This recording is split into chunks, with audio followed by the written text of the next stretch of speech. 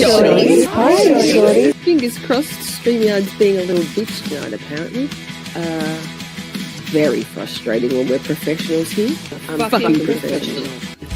She's a fucking professional. Yo, goddammit. Miss Shorty, you're muted. Miss Shorty, you're muted. God, yes. Endearing, it's iconic. Cheese breaks, faith breaks, staying hydrated.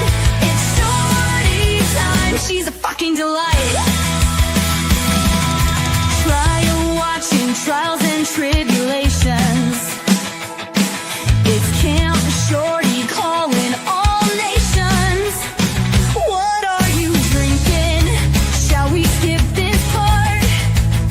Left or right-handed? Shit, she slid it to the start.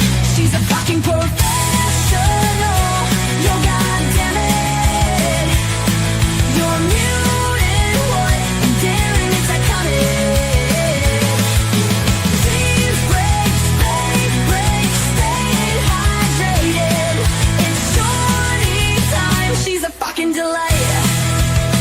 Psychology corner. Let's learn about stuff.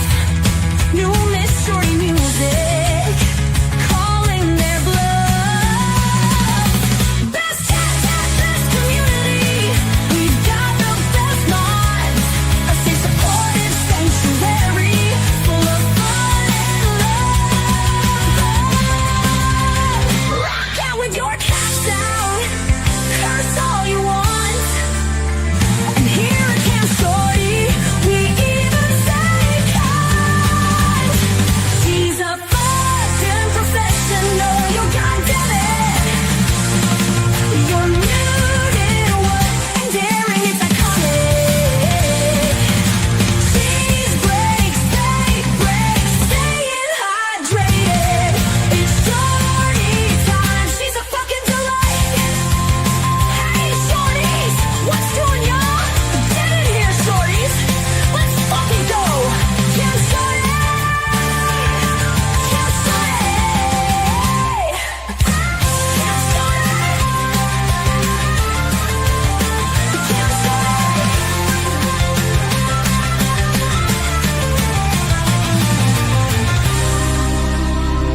Camp Shorty.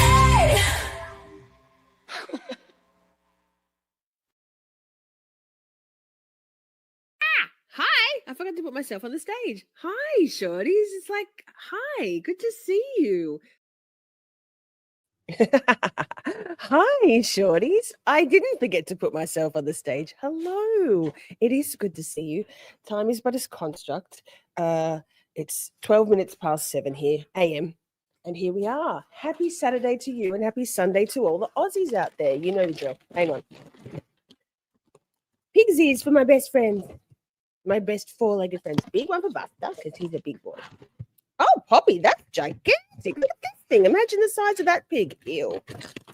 Poor piggies. I like pigs. So, hi. It is good to see you. Of course, I can't see a thing. Hang on. Stop. Got my official newsreader blouse on because I just had a paranoid that I didn't have both my earrings in. Here's what I got today. Newsreader shirt for the week that was. What in the world? These are boom boxes. Where's all my Gen X's? Boom boxes. Thank you to Ms. Shundwan for 50 pairs of earrings for a 50-year-old bird called Miss Shorty. Who's here? I see Vixie. I saw Vixie. Wait. This. 7 months, Vixie. Girl, thank you for your continued support. Hey, that reminds me. We're going to do a draw. The raffle draw. The Miss Shorty merch raffle draw. The odds are pretty good right now. Terrible grifter. Not many names in the gym court clerk clown raffle. Far more transparent than the bullshit they pulled in Canton. Dead 'em. I think there's maybe 15 names from the last 2 weeks. Tops. Yikes. Let me check. Oh, there's an eyeglass cleaner thing in here. Let me check. So if you would like to be a part of the raffle, your chance to win any top or mug, tumbler, cap off Miss Shorty merch store. Today's the day. Now's the chance to get into this drawer. While I think of it, all buy me a coffees this weekend are going towards crunching pig's ears. No, going towards buying my beautiful mod squad another round of their choice of anything off the merch store as a thank you. So if you would like to say thank you to the mods, Ms. What the Fuck, Steph, Shelley, Simi, Princey, Amber, Colors Flight, but Colors isn't a mod. Yes, she is.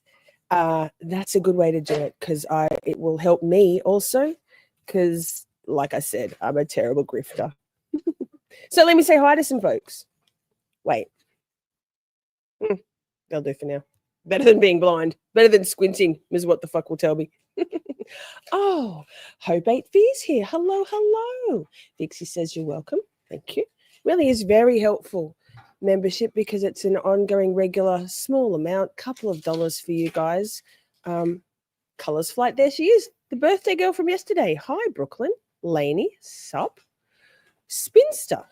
I saw you asking that. That's Joe Schmo. I know Ms. What the Fuck answered your question. But yes, Joe Schmo is the one that says, Miss Shorty, you're muted. Miss Shorty, you're muted. Because, yep, that's me. Simi's here. Sup, Simi? Serving my fam their dinner. I'll be right there. Good, good. Lovely. Family first. What's up, friends? Tony P. Hello, sir. Okay, I think let me scroll back a little bit further. Hey, have you hit the like button? It helps tell everybody, the big wide world of YouTube, that we are here. We are live. Tony says, I hear this is where all the cool cats are. Yes. We don't need a mad flock of cool cats. Just the best people are right here, right now. We're also streaming on Twitter. X. So if you want to pop in there and say hi, but stay here, definitely. Let me see. Scrolling. My washing machine's finishing its cycle in the background. So if you can hear that, just a regular woman trying to get her shit done on a Sunday morning. Maiden, hi, good to see you. This is where all the cool cats are. Yep, I agree.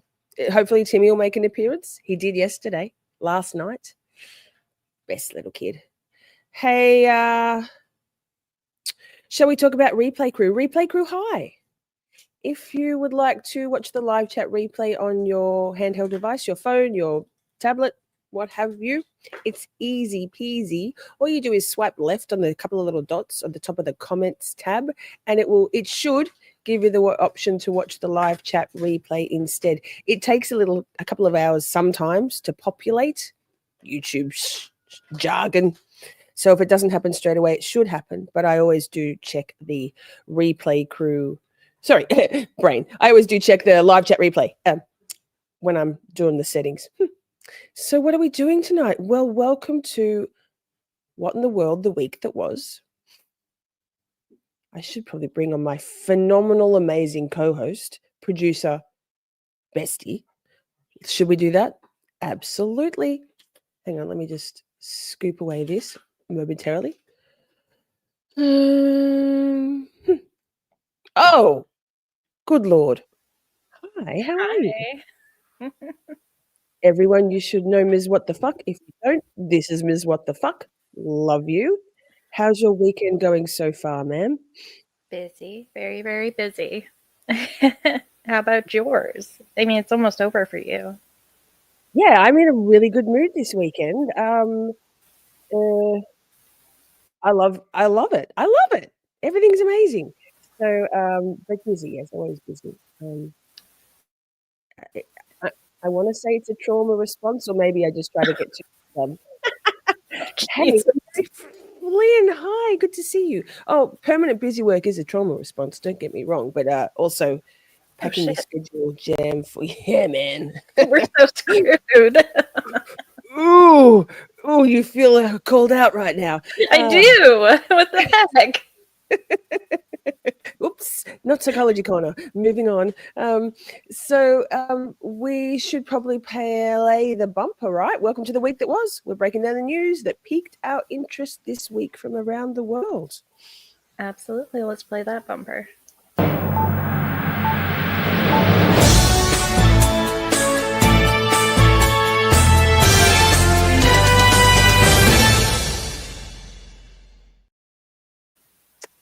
So good. Vanity's a curse. I find all of these clips of myself mesmerizing. I'm a fucking delight. What can I say? Ms. What the Fuck says, I have a thing. And then True Crime Worldwide. Yes, I have a thing. Well, technically, you shared the thing first, but we're going to put it first because it is so important to all Shorty. I got to get it up, and I didn't. That's what You got to get it. I caught it. Brain. Okay. This is This is breaking news. Breaking news, y'all. This is so important.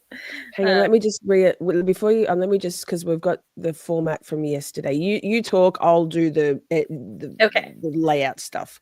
Okay, so this is a cheese bar in Amsterdam with 30 varieties of cheese, and I think we all know cheese is a very important part of our community. So we're gonna watch this for a minute. I mean, it's 8 seconds, I guess. This is Amsterdam's first. But we're gonna mute it just in case, just to be safe. Look at all that cheese, that beautiful, beautiful cheese. It's like Sushi Train, but cheese. Exactly. And you know what's devastating? That there's nothing like this near me in Australia, right, Ms. What the Fuck? What would a woman do about this? What would a cheese queen do?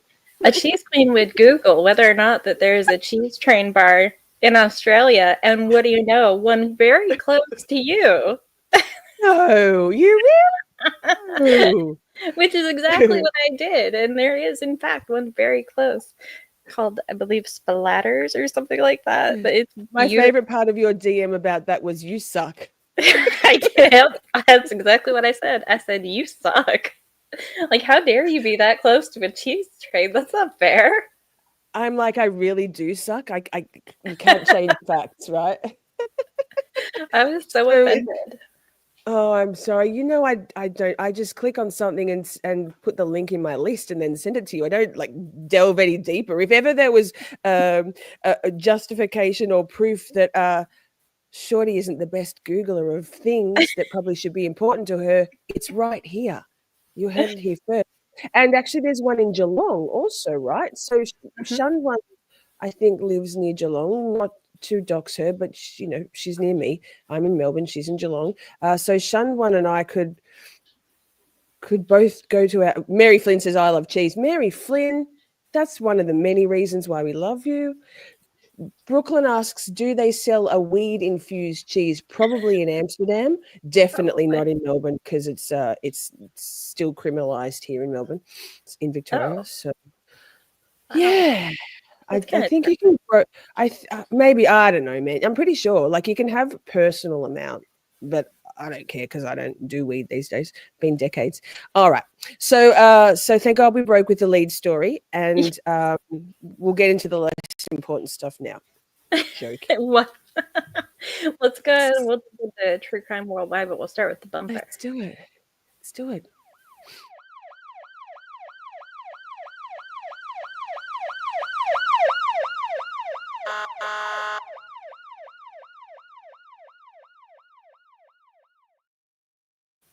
I mean, Shorties are international and crime does not. Wait, things just jumped. Stop at borders. In this segment, we look at some of the biggest stories making news in the realm of court and crime from around the world. So we're going to start with a story we've been keeping an eye on and covering here in the week that was for a few weeks. And it's a follow-up to the Devil's Den Andrew McGann. He had his arraignment date. It's been moved up to the 14th of August, which is what? Monday? Tuesday? Something. Friday. A day. Next week. How about that? Time. In the days since he's been arrested, there has been significant review of his life. I saw that Annie Elise did a story. I haven't watched the Stephanie Harlow one yet, but I will. So much good stuff to watch on YouTube. So investigators even probed into whether he could be behind the 2023 murder of a 77-year-old in Vermont. I want to go with something about Chloe, but that's not funny, so I won't. Investigators have found no connection between the two. So you, the royal we, saw this tiny little snippet before they delved further, and so you delved further, and we're going to debunk that one, right? Yeah, so I think we can kind of just sum it up with that, but I can show the story too. There's not a ton to say about him right now, besides what is out there from the last week or so of people just diving into his background. And I would really suggest checking out those episodes of, like what you said with Annie Elise or Stephanie Harlow. But what I do have is just a quick look. Well, that was the wrong button. Frightened me. Also, while we're looking, good morning, good afternoon, and good evening, Nicholas Ticholas. Good to see you, sir. Oh, see your name. And highest esteem. Highest esteem. So we have a very short clip here, just basically mentioning the moving of his arraignment, which I thought was interesting. It's just a very short clip in the middle of some news. The arraignment for the suspect in the double homicide at Devil's Den State Park has been moved up by 11 days. Andrew McGann will now go before a judge August 14. Judge's order states the court found good cause to reset the arraignment. The new hearing is set for now 8 o'clock that morning at the Washington County Detention Center in Fayetteville. Meanwhile, the man who shot him. And that was literally it. So, but good to know when it is, so we can be looking out for it and what happens next. Thoughts and prayers to Nick. Everybody send prayers up for Nick. He's suffering deeply with man flu. I mean, that could be a cover story for, missions and stuff, but That's true. I guess we'll never know. Both equally as serious. Yes. Mm. So we have that, and then the other part of that is basically that they've been investigating him, and I saw the snippet at first and I was like, ooh, and then I kept looking more, and I found that it was actually being reported pretty widely that it was from Vermont that they were looking into him, and it ended up that he was not involved. But it does tell you that there is another murder out there that is unsolved, and it's just really sad. Oh, there's many. But you know what it also tells us is that they are looking into plenty of unsolved crimes that are similar in MO to this crime. And with his, would they have his DNA yet? I guess they have. Once he's convicted, presuming, they'll definitely be able to, across the country, cross-check that stuff. So that's heartening also. Brooklyn says, Miss Shorty, have you watched pieces of the Nicholas Cassotis case? I promise you that's the craziest true crime trial of the century. Brooklyn, I'm so glad you asked. I just, what the fuck and I are both heavily invested in that case. I've actually been chatting with Holly Go Lightly on Twitter, who I believe knew Nicholas Cassotis. His name is Cassotis. And I also follow Doug Weinstein, who is Nicholas's defense attorney, who has, frankly, a dog of a case, but is such a lovely, delightful Southern gentleman with a beautiful lisp. I love him. He replies back on tweets. It is wild. That man lies like it's water and he's a fish, breathing that shit. Hectic. I know Kat Not Williams is covering that trial daily. I also, and Ms. What the Fuck and I are both watching it with Grizzly True Crime. So if it's only, what are we up to? It started last week, I think. 5 days? Was it? Yeah, we're on day, is it 5? 4 or 5. I think it's 4. Anyway, easy. Nick, I know Nicholas Ticholas loves a good trial, so Nick, strongly recommend. Simi said she also followed Doug Weinstein. He's lovely. He wears beautiful suits too, Nick. Very dapper, tailored suits. Poppy's panting, so she is excited. Oh, Well, maybe she'll be excited. We're gonna do just to kick us off on before the next one, because the next one is fairly heavy. We're gonna do a little brain bubble just good idea. to lighten us up a little bit.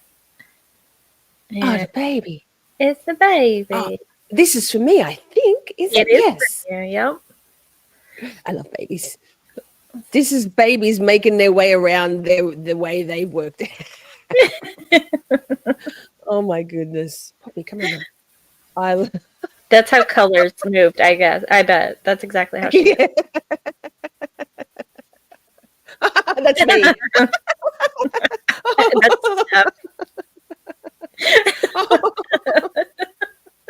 Oh my goodness. Oh, Oh my gosh. oh, that's so cute. That's like a little frog. Oh, swimming. Bless. So darn cute. So darn cute. Oh, darlings. Tony says there were some adorable babies at the fair today. Not for sale, I hope, Tony. No, it's definitely real. It's compilations of babies. People have sent their clips. I mean, perhaps. Isn't it sad when I know there are some pretty damn cute AI babies out there, but There sure are. but and also we just announced the winner colors flight of our Discord specific match the baby Shorty and Shorty, match the baby mod and Shorty to the adult ones, colors one, of course, she's a spy. So that now let's get back to this. We're going to follow up on this hectic case. The quadruple murder in, oh my God, Tennessee, right? Yes. So the suspected perpetrator, Austin Drummond, has been discovered, and we now have more information on him and his connection to the family he allegedly murdered. So this broke a couple of days ago. Yeah. I mean, there's been quite a bit that has come out and about his connections, and it's pretty just incredible. So first, I did watch the Ashley Banfield one that you recommended of the things you told me to watch, suggested I watch. I did watch that. Crazy. Right? So we'll watch a little bit of that. Not the whole thing, because good. definitely want y'all to go over there. But We first, might put the link in the description box after. yeah. But first, Colors, wait, pause. Colors says, I just crawled normally, FYI. lies. I don't believe you, and you can't say anything about it right now. So, so first, though, we're gonna look at the gentleman that called in, that discovered him and called him in, which I just love. I just All right, removed so myself. what's your name? Yes. You This hear guy. that? Okay. See something, say something. Yeah. Tell us a little bit Thank about you. what just happened. Well, what happened was we are working over here, and we saw the guy walking in the middle of the wood. Thank you. And we thought, like, nobody wants to walk in the middle of the wood, in the middle of this stuff. So we was kind of like very sure it was the guy. So I called the police immediately when the guy was walking right there, and Oof, kind of Brooklyn. like give them, the location and everything. And they've been hearing about, actually I was on the phone when they got here. So, and I'm really glad they got it. Unbelievable. Yeah. The hero. Best. Well, Yes, fist bump. In fact, two people called in within the space of, by the time, I think simultaneously, two people had called in 911 or reported a sighting of this sketchy McSketch guy looking shady as fuck in the woods, in wooded area, right? Yeah. It's pretty amazing. Well, just the fact that I don't know. He is some kind of guy. I'm just saying. He was found, wasn't he found like about 70 miles? He hadn't gone very far, 75 miles from where they all lived or something like that. Yes, it was very close. It was closer than you would expect somebody to get within the time frame. and friends or acquaintances, shared acquaintances of this group of people were harboring him or assisting him. So there'll be some, I guess there'll be some other charges laid.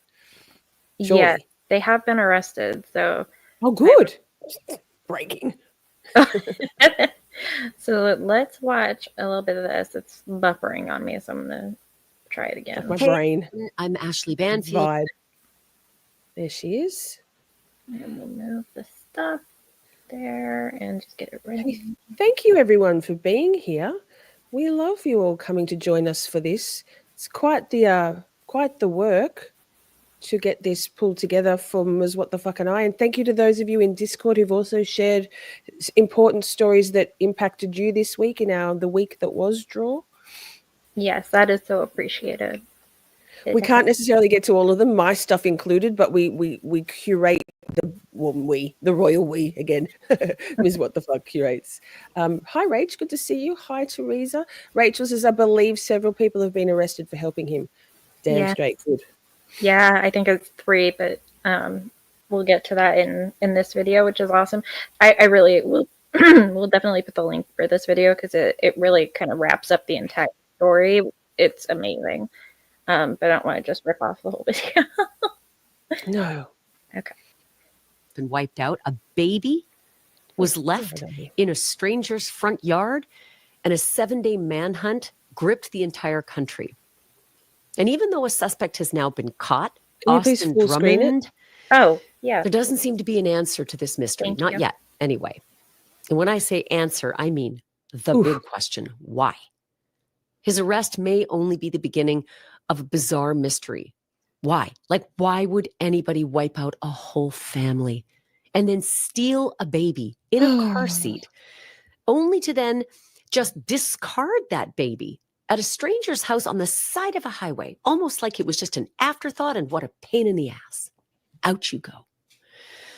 Why would he go on the run for days on end amid a nationwide manhunt? Maybe that part is not such a mystery, right? Because Austin Drummond may well know that Tennessee is a death penalty state. And the profound evil that he is accused of committing more than qualifies him for execution if he's found guilty of all of this. And the truth about Austin Drummond is actually quite disturbing. I have every detail that we know so far, from the moment that baby was found to the massive search, to the arrest of 3 people who allegedly helped Austin Drummond while he was on the run, even though he was an accused quadruple murderer. Austin Drummond is a self-proclaimed member of the almighty Vice Lords gang with a violent prison record. There's disturbing audio from his past parole hearing, and I'm going to play that for you in just a moment so you get a sense for yourself what this guy is like. And it gets even crazier. It is even alleged that he struck up a relationship with a former female prison guard, a guard who happens to be the sister of one of the murder victims, a guard who is now pregnant. So buckle up, because what started as a murder case has exploded into something far darker and far more twisted than anybody expected. On July 29th. Thank you, Lainey. Welcome. Welcome to Yay. Shorties. Hang on, let's play. Let's just do the sparkle. I know.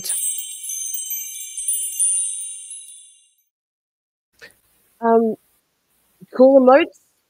You may as well be a little shorty to get access to the emote. Thank you, ladies. Everyone drop a hey Shorties in the chat if you've got them. Boom.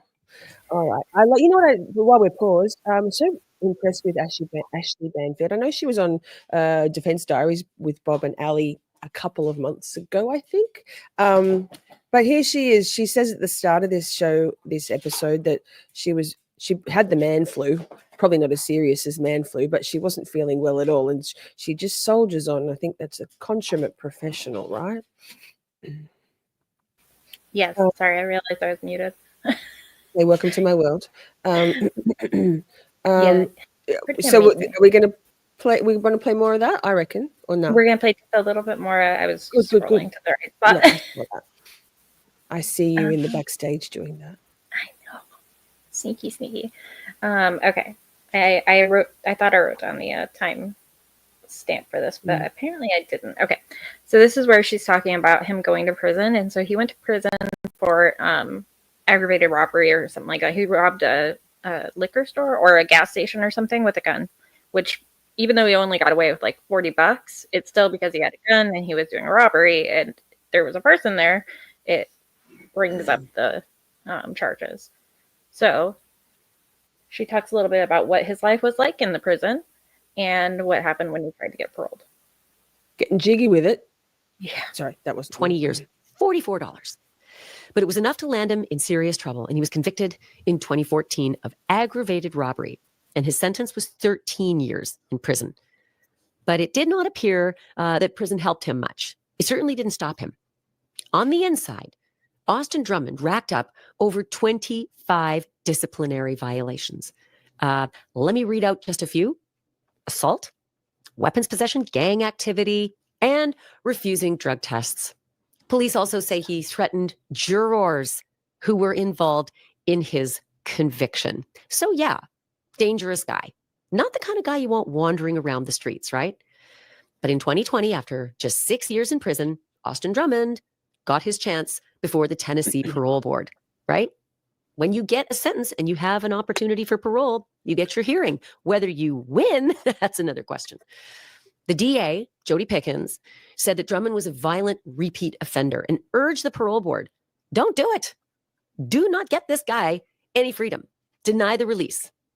The DA cited serious safety concerns, for people like you and me. Yeah, perhaps to no one's surprise, the parole board stamped no. terrifying. They didn't let Austin Drummond out. He was denied parole. But now you're about to hear what was actually said during that parole hearing. The questions and Austin Drummond's answers, which are rich. Take a listen. All right, looking at your disciplinary, your write-ups, I'm showing most recently, looks like you've got a couple of pending right now for drugs and a cell phone. Have those been to D-board yet? No, those haven't been handled yet. All right, and we'll skip on to the ones that have. I'm showing May of this year, a Class A for possession of a deadly weapon, Class A for assault with that weapon, also a Class B for refusing or altering a drug test. March of this year, showing a Class A. Timmy, I think he was an inmate. Activity. An inmate, not a worker. He just struck up a relationship with one of the prison guards, is my understanding. Or was he a... That's correct. Yeah, he started the relationship with the guard while he was a prisoner. And now she's fired and pregnant. Oh, the gene pool in that baby, the poor child. Not a good start. No. As well as a Class A for refusing to participate. Also have multiple others. Looks like you've had about 27 incidents in total. 7 of them Class A, 7 Class Bs. We've had threats, deadly weapons, violation of state law, drugs, and etc. Does that sound right? Yes, sir. Anything you want to say, any statements you want to make about your discipline? Yes, sir. These past few months, the assault and the deadly weapon, it came after it was self-defense. I was almost beat to death. Same, Laney. Same. That's where that came from. But before those, sorry, Stream Elements just, Laney asks, I'm a sponsor or a member? Is there a difference? Stream Elements just lists it as a sponsor, and that's what comes up in here. But it's you're a member. I mean, everyone's a shorty. If you're here, you're a shorty. But if you're in green, you just have access to the cool emotes. And where there's a lot going on with very little time for Camp Shorty, but we are. I'm me. It's not even we. The royal me is trying to formulate a members only quiz night sometime in the next few weeks. I'll try to focus on that. So there'll be a members only stream soonish. Promise. Maybe next weekend instead of a kick stream, we can do a members only. Done. Lock it in. Okay, keep playing. Don't lock it in. You don't know what's going to happen.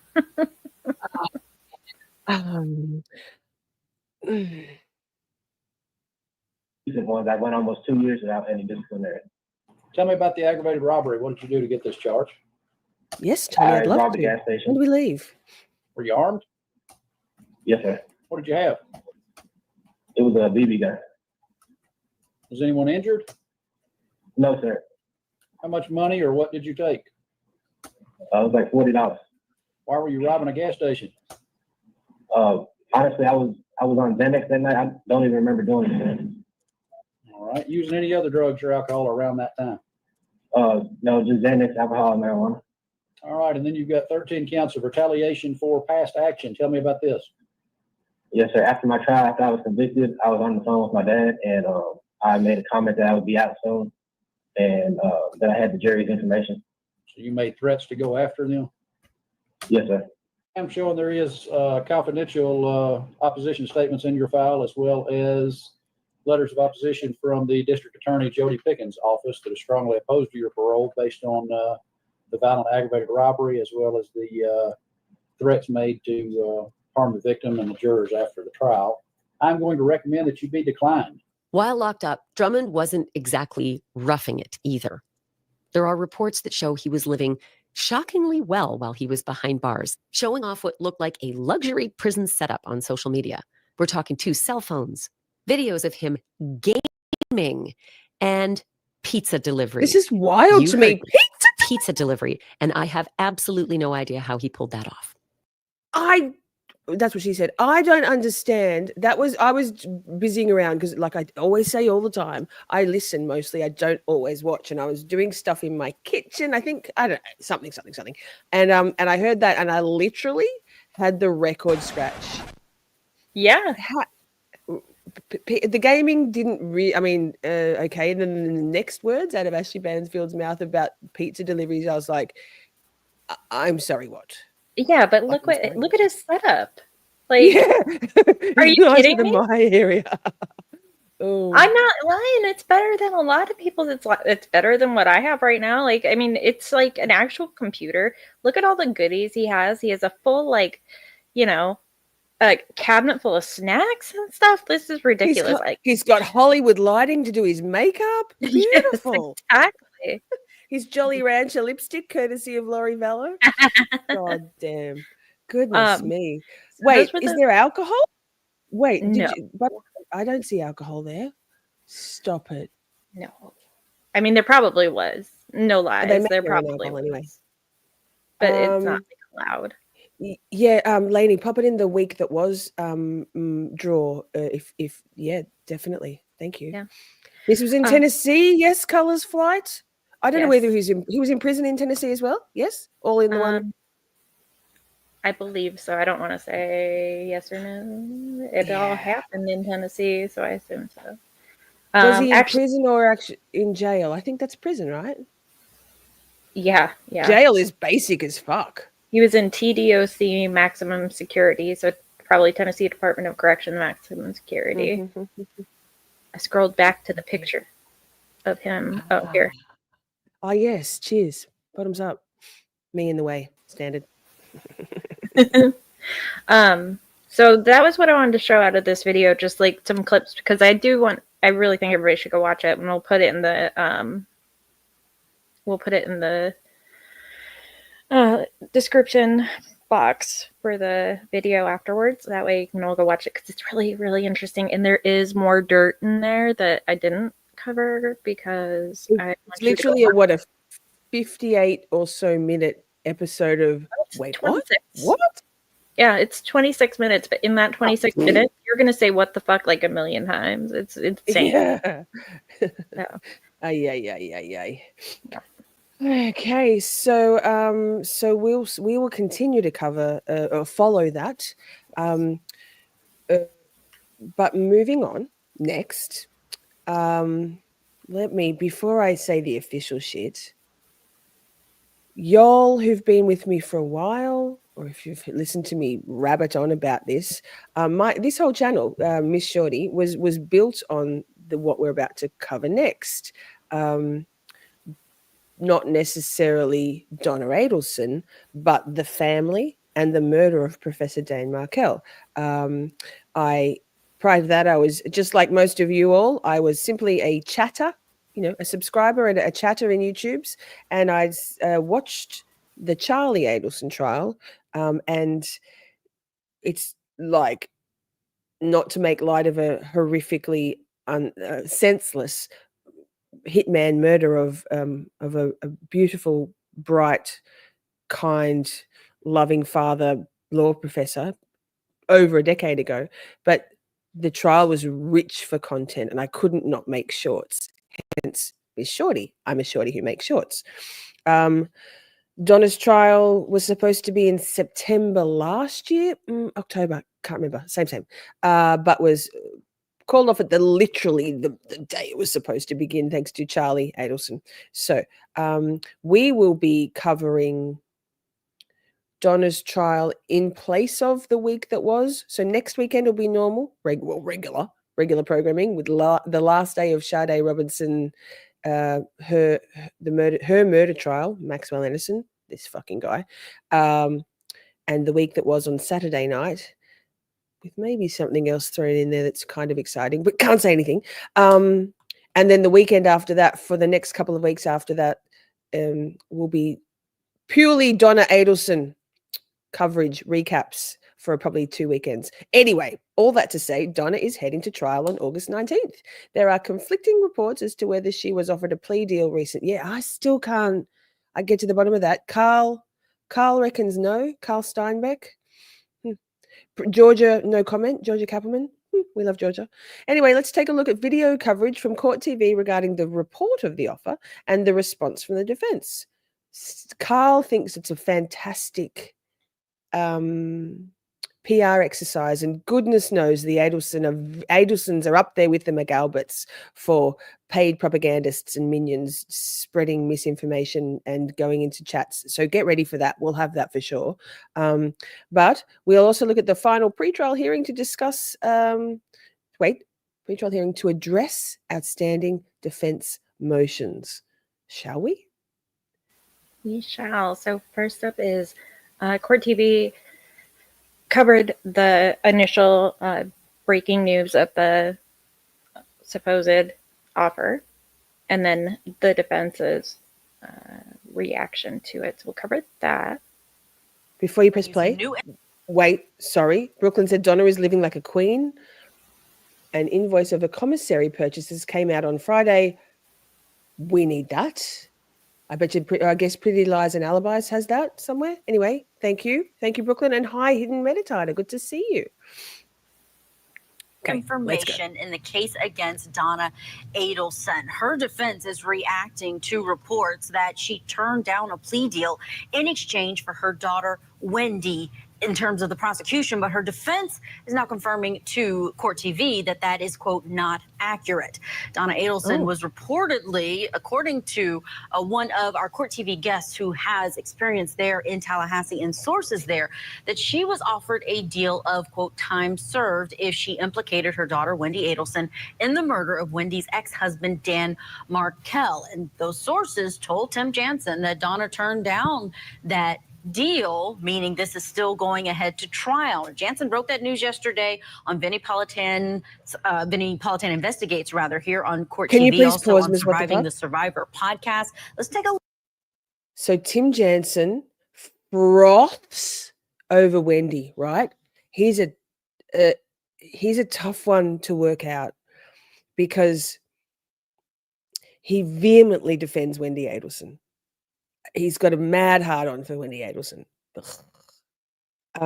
So whatever Tim Jansen says about this case, although he seems to be fairly frank, I haven't seen him for a while. He's often on Surviving the Survivor, and no offense, whatever his name is. What's the guy called? I don't watch that channel anymore because I can't with the Joel. I can't with the used car salesman of it all. The book spruiking.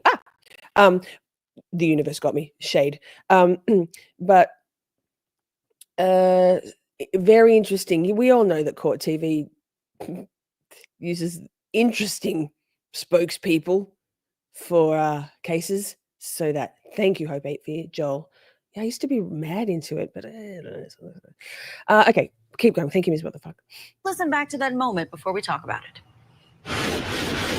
I wanted to break this. This is something I just heard from a very good source. Donna was offered a plea deal of time served if she gave up Wendy.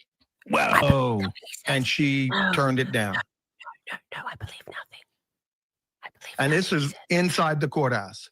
She was offered, someone said, maybe give her a deal. They said, no.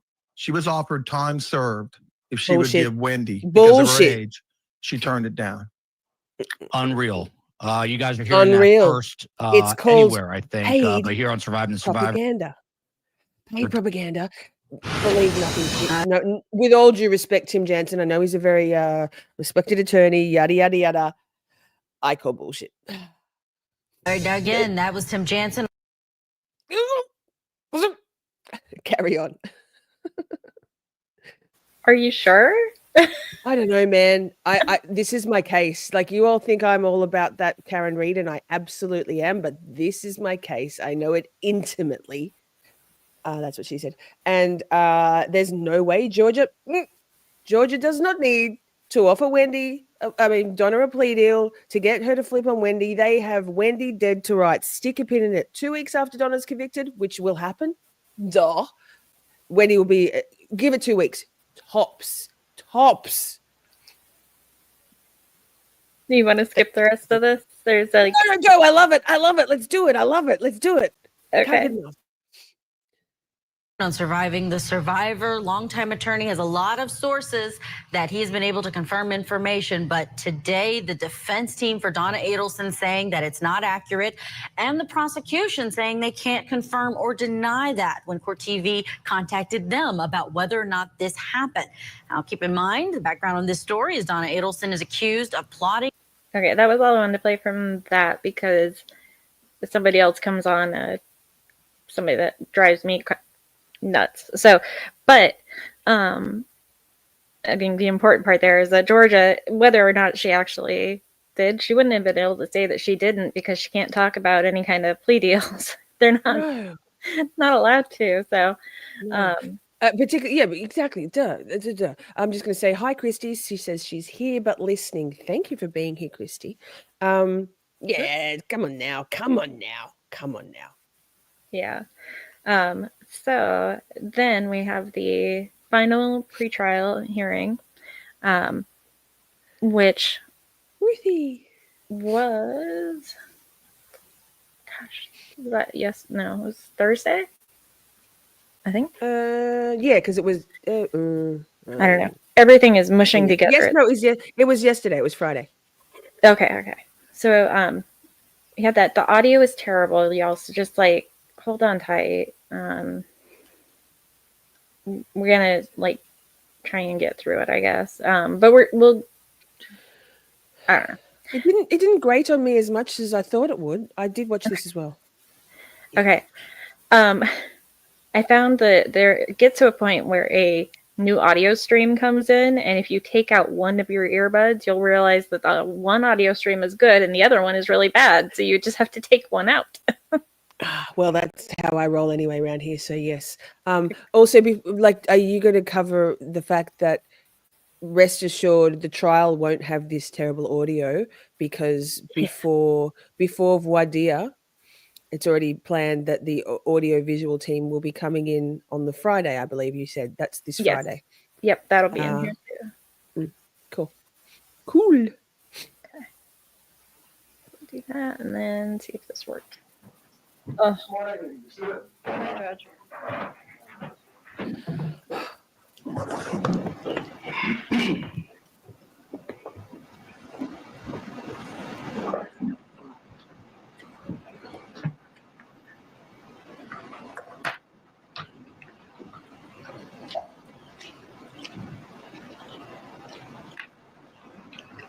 Big love for Judge Everett.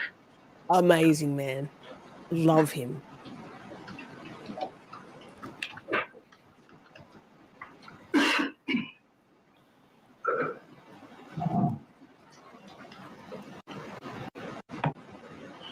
To the trial, all of the outstanding motions and also some matters pertaining to the trial, which is still scheduled for the selection of jury starting on August 19th. Look at her suit Parties coat. can make their appearances for the record. Georgia, Councilman for the state. Would turn gay for Georgia. Mrs. Adelson. Joshua Zellman from Mrs. Adelson. I believe we have several defense motions to address. Ms. Kappelman, the state has not filed any additional motions in limine that have not already been addressed by the court. That's correct, Your Honor. Right. Let's start then with the motion in limine concerning the court file relating to the dissolution of marriage. Mr. Zellman? Thank you, Your Honor. Your Honor, as is my custom, I lay it out in the motion. It's our position that the vast majority of the court file, even with the court taking judicial notice, is inadmissible, it's irrelevant. Paragraph 7 of my motion provides a somewhat comprehensive list of the items that are in there that have no bearing, have no relevance, they're not material in any way to this case. And so we're asking that, aside from very limited number of items that the state can establish has relevance, and it's not barred by hearsay, we're asking the court exclude that file. Ms. Kappelman, which parts of this file is the state seeking to admit as a part of its case in chief? The entirety. Right, as to the items that deal with, as identified in paragraph 7 of the motion, what exactly would be the relevance first, and what is your argument as to hearsay? The relevance, Judge, it goes to the motive, the level of intensity of this litigation, the volume of the paperwork suggests that it was very litigious and went on for some time. The words that are used are strong, even hateful, and this was a cause that was adopted by the defendant, as the emails evidence will show. So it's important for the jury to understand the foundation of this motive is this litigation that began with the divorce, continued beyond the divorce with the child custody issues that developed later. All right, so in part, the volume of what occurred over the divorce proceedings, you want the jury to recognize this goes to motive in some way. Yes, Your Honor. In reference to hearsay, the items are not being offered for the truth of the matter asserted. There obviously was a litigious divorce. Pause, please, Ms. What the fuck? Show the effect. Nick asks, will you be doing a recap segment show closer to the trial as a scene setter? Well, I can do that. Absolutely. However, we did do a whole, I think it's 12 episodes of Donna Adelson trial prep last year. The playlist is included in the now scheduled first week recap shows. So I have 2 Adelson playlists. I'm not sure if we'll have time. However, perhaps what we can do, because it's probably a good idea, is next week, in the week that was, do a little the road so far in preparation. That's probably a good idea, Nick. It's quite a convoluted story, but I can break it down. It's I've done it. We spent weeks on it in the lead up to Donna's last trial, which got pulled. But that's a good idea. Can somebody please write that down? Mods, love you. Boom. Okay, please play. Hi, Britt. Ms. Adelson. These items were shared with her. The evidence intends to show she was very involved in the pleadings. She was sent the pleadings and offered detailed responses for how Mrs. Wendy Adelson should respond to the pleadings. So it's very bound up in the state's theory of the motive for the case. Hi, Salty. Right. Mr. Zellman, good luck with the your adulting. client's emails to her daughter as this litigation was going on, are these contested in any way? With respect to the initial dissolution proceeding, no. However, in reviewing the emails, the post-dissolution matters that were filed by Mr. Markell, there's no evidence in those emails that those pleadings were shared with Professor Markell, so certainly, sir. If the state's theory is that it goes to the motive, and that's the way of getting around hearsay, they have to establish that the pleadings were sent to her. My review of the emails show that did not happen. So they can't go to show my client's motive if she didn't receive them. Right. As to any pleadings that correspond with emails or communications that were made by the defendant and otherwise demonstrate her role in or some part in the divorce case, as to those, I'm going to rule they are admissible. The pleadings themselves, if they're being offered not for the truth of the matter asserted, but to otherwise demonstrate motive or intent, those are admissible. However, Ms. Kappelman, as to the bulk of the file itself, I do believe the defense is raising a clear point on this. Absent a connection or a nexus between the defendant and specific aspects of the divorce file, what is your argument concerning it? I mean, there are pleadings in there that are not necessary to show the motive, but I did offer the exhibit itself in its entirety to demonstrate the bulk. If Your Honor is not inclined to allow those pieces of paper that cannot be directly connected to the defendant, may I be permitted to show the exhibit as a demonstrative to the witness to verify that that is the entirety of the divorce file? It is permitted as a demonstrative. You may also ask questions that generally deal with the amount of filings and also the volume of the case, but ultimately as to responses for production or mediator notices, I'm inclined to agree with the defense as to that point. If there's not either a relevant connection or a nexus between defendant's actions and then what occurred in the dissolution of marriage case, all of it does not come in as substantive evidence. But I do want to make clear on this point, Mr. Zellman, as to what the witnesses will testify to, and none of us will know this until the evidence actually begins. This file can be used for purposes of impeachment, and it can also be used for purposes of rebuttal. Depending on what the witnesses say, that might be not a part of the state's case in chief, may still be available to them through other means that are permitted by the rules of evidence. Is everyone clear on this? Yes, sir. Yes, Your Honor.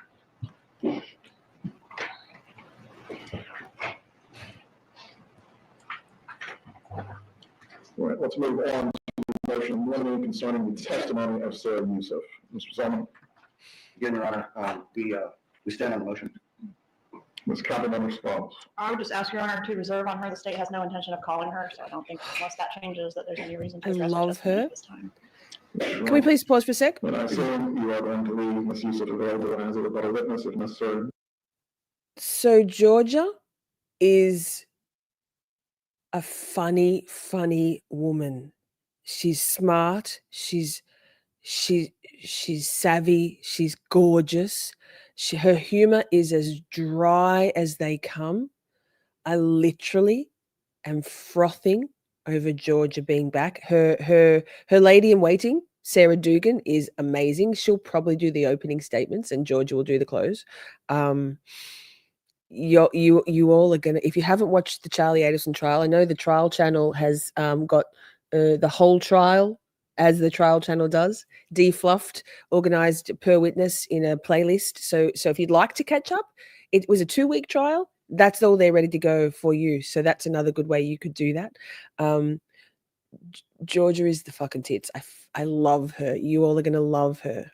So please press play, Ms. What the fuck? Thank you. Yes.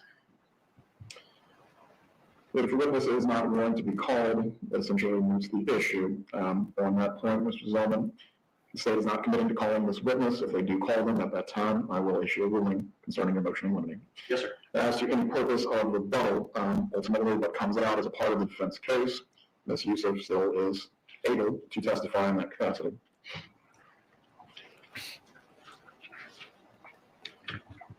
Right, the next motion limiting concerning the testimony of Stephen Webster. Does the defense have any argument that has not already been made through the pleading? No, Your Honor. Ms. Kaplan, in response. Judge, I agree with some of the defendant's motions. I don't think Mr. Webster can offer opinions. For example, his testimony, of course, will be governed by the same rules of evidence that every other witness is governed by, but he does offer some relevant points. So I think I should be permitted to, I don't know, these motions kind of blow my mind because it's like we want to pre-litigate every statement, including potentially objectionable statements that can be addressed during the trial by a proper timely objection. So I would ask that it be handled in that way. Right, concerning the testimony of Mr. Webster in his capacity of representing the deceased certainly can testify factually as to what his involvement was with the divorce case.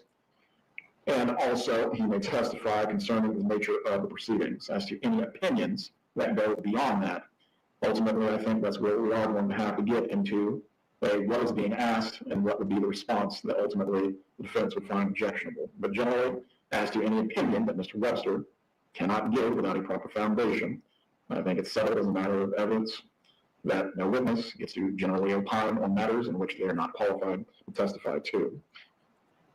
Is any other ruling being sought concerning Mr. Webster beyond that by the defense? Well, yes, Your Honor. In prior trials and in deposition, Mr. Webster testified about statements made to him by Mr. Markell. Those are hearsay. There's not an exception. Those statements weren't shared with anyone else, certainly not my client. Those were statements that were made during the meeting in May of 2014 that Mr. Webster There's no exception that I'm aware of under the hearsay rule for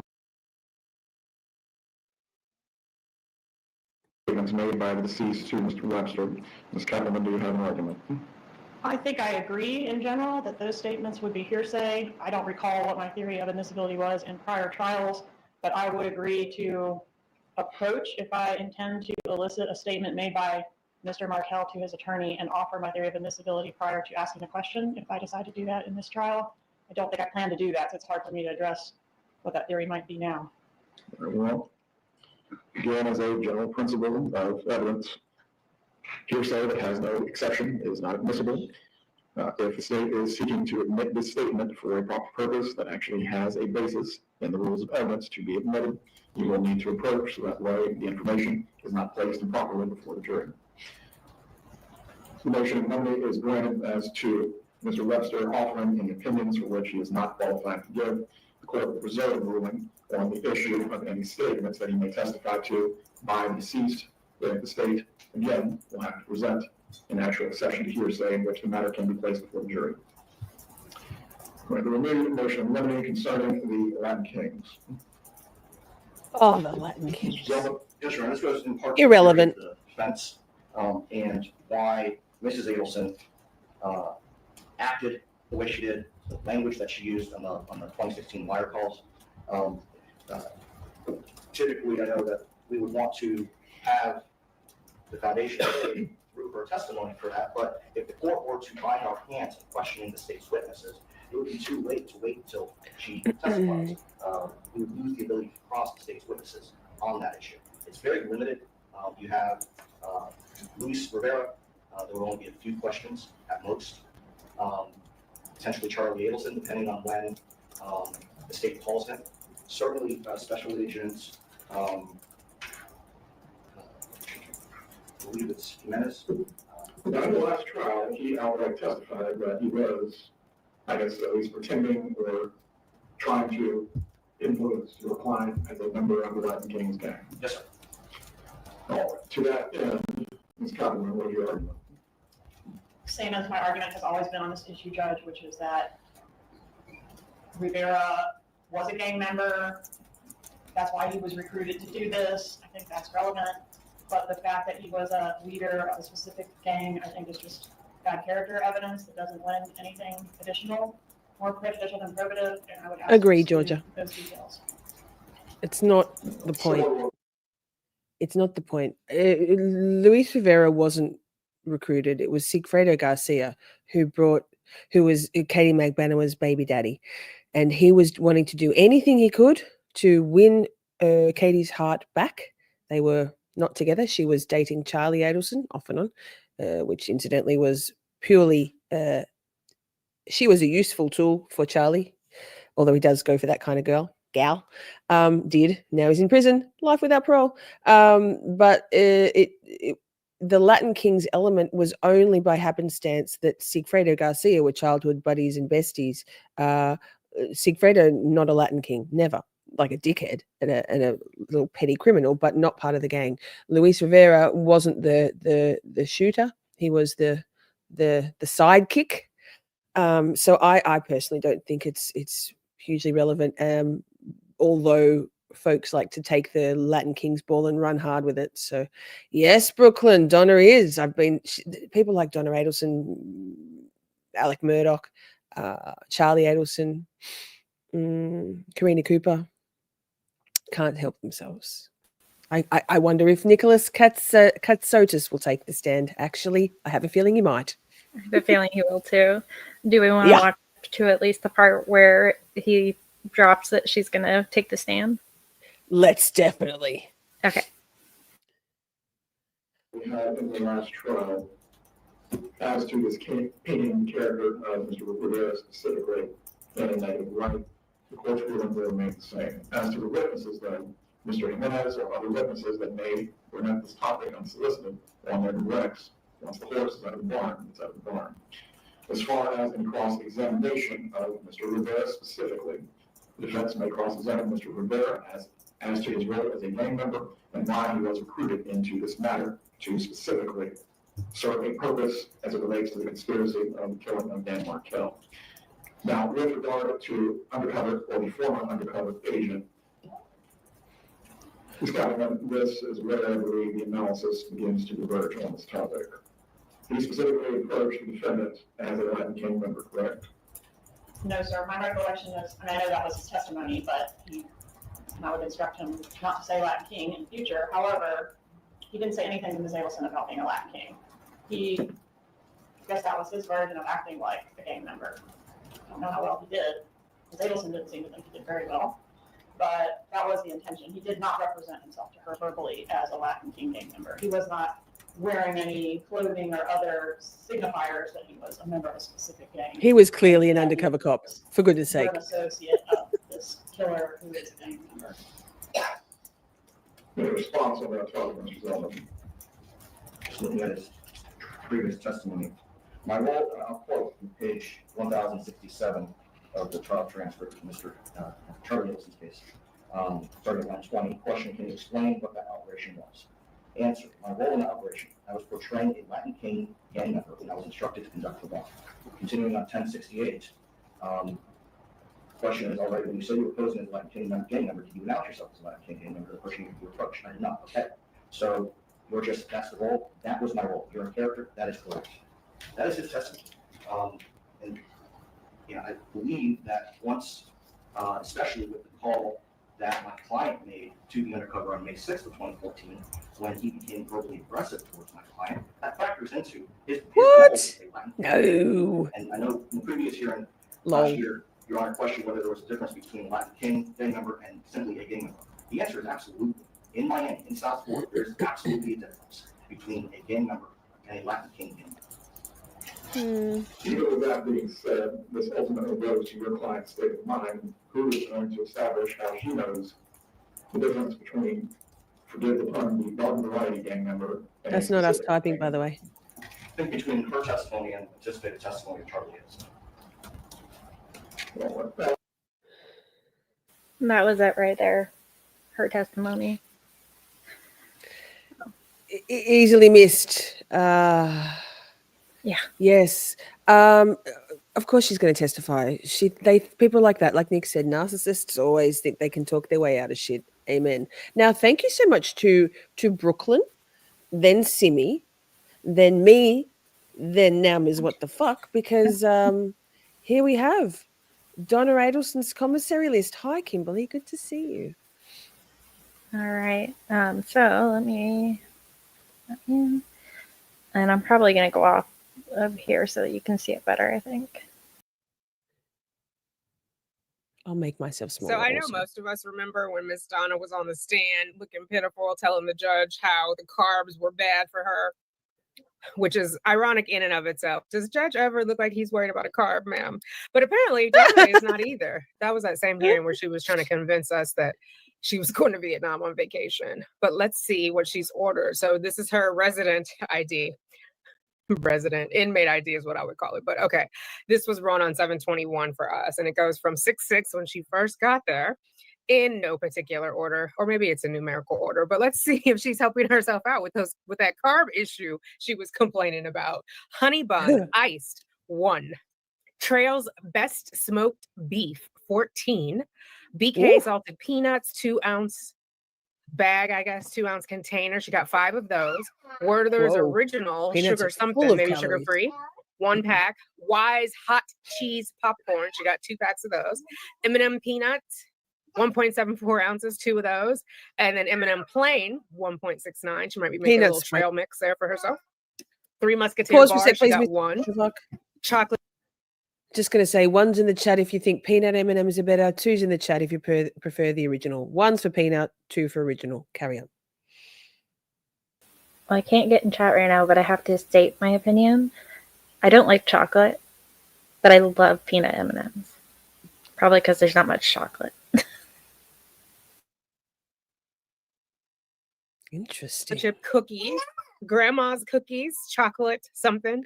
So she got 2 chocolate chip cookies, 3 containers of grandma's cookies, chalk, Carr's cranberry almond, Carr's honey roasted, and it's Carr's with the K. It's not the crackers.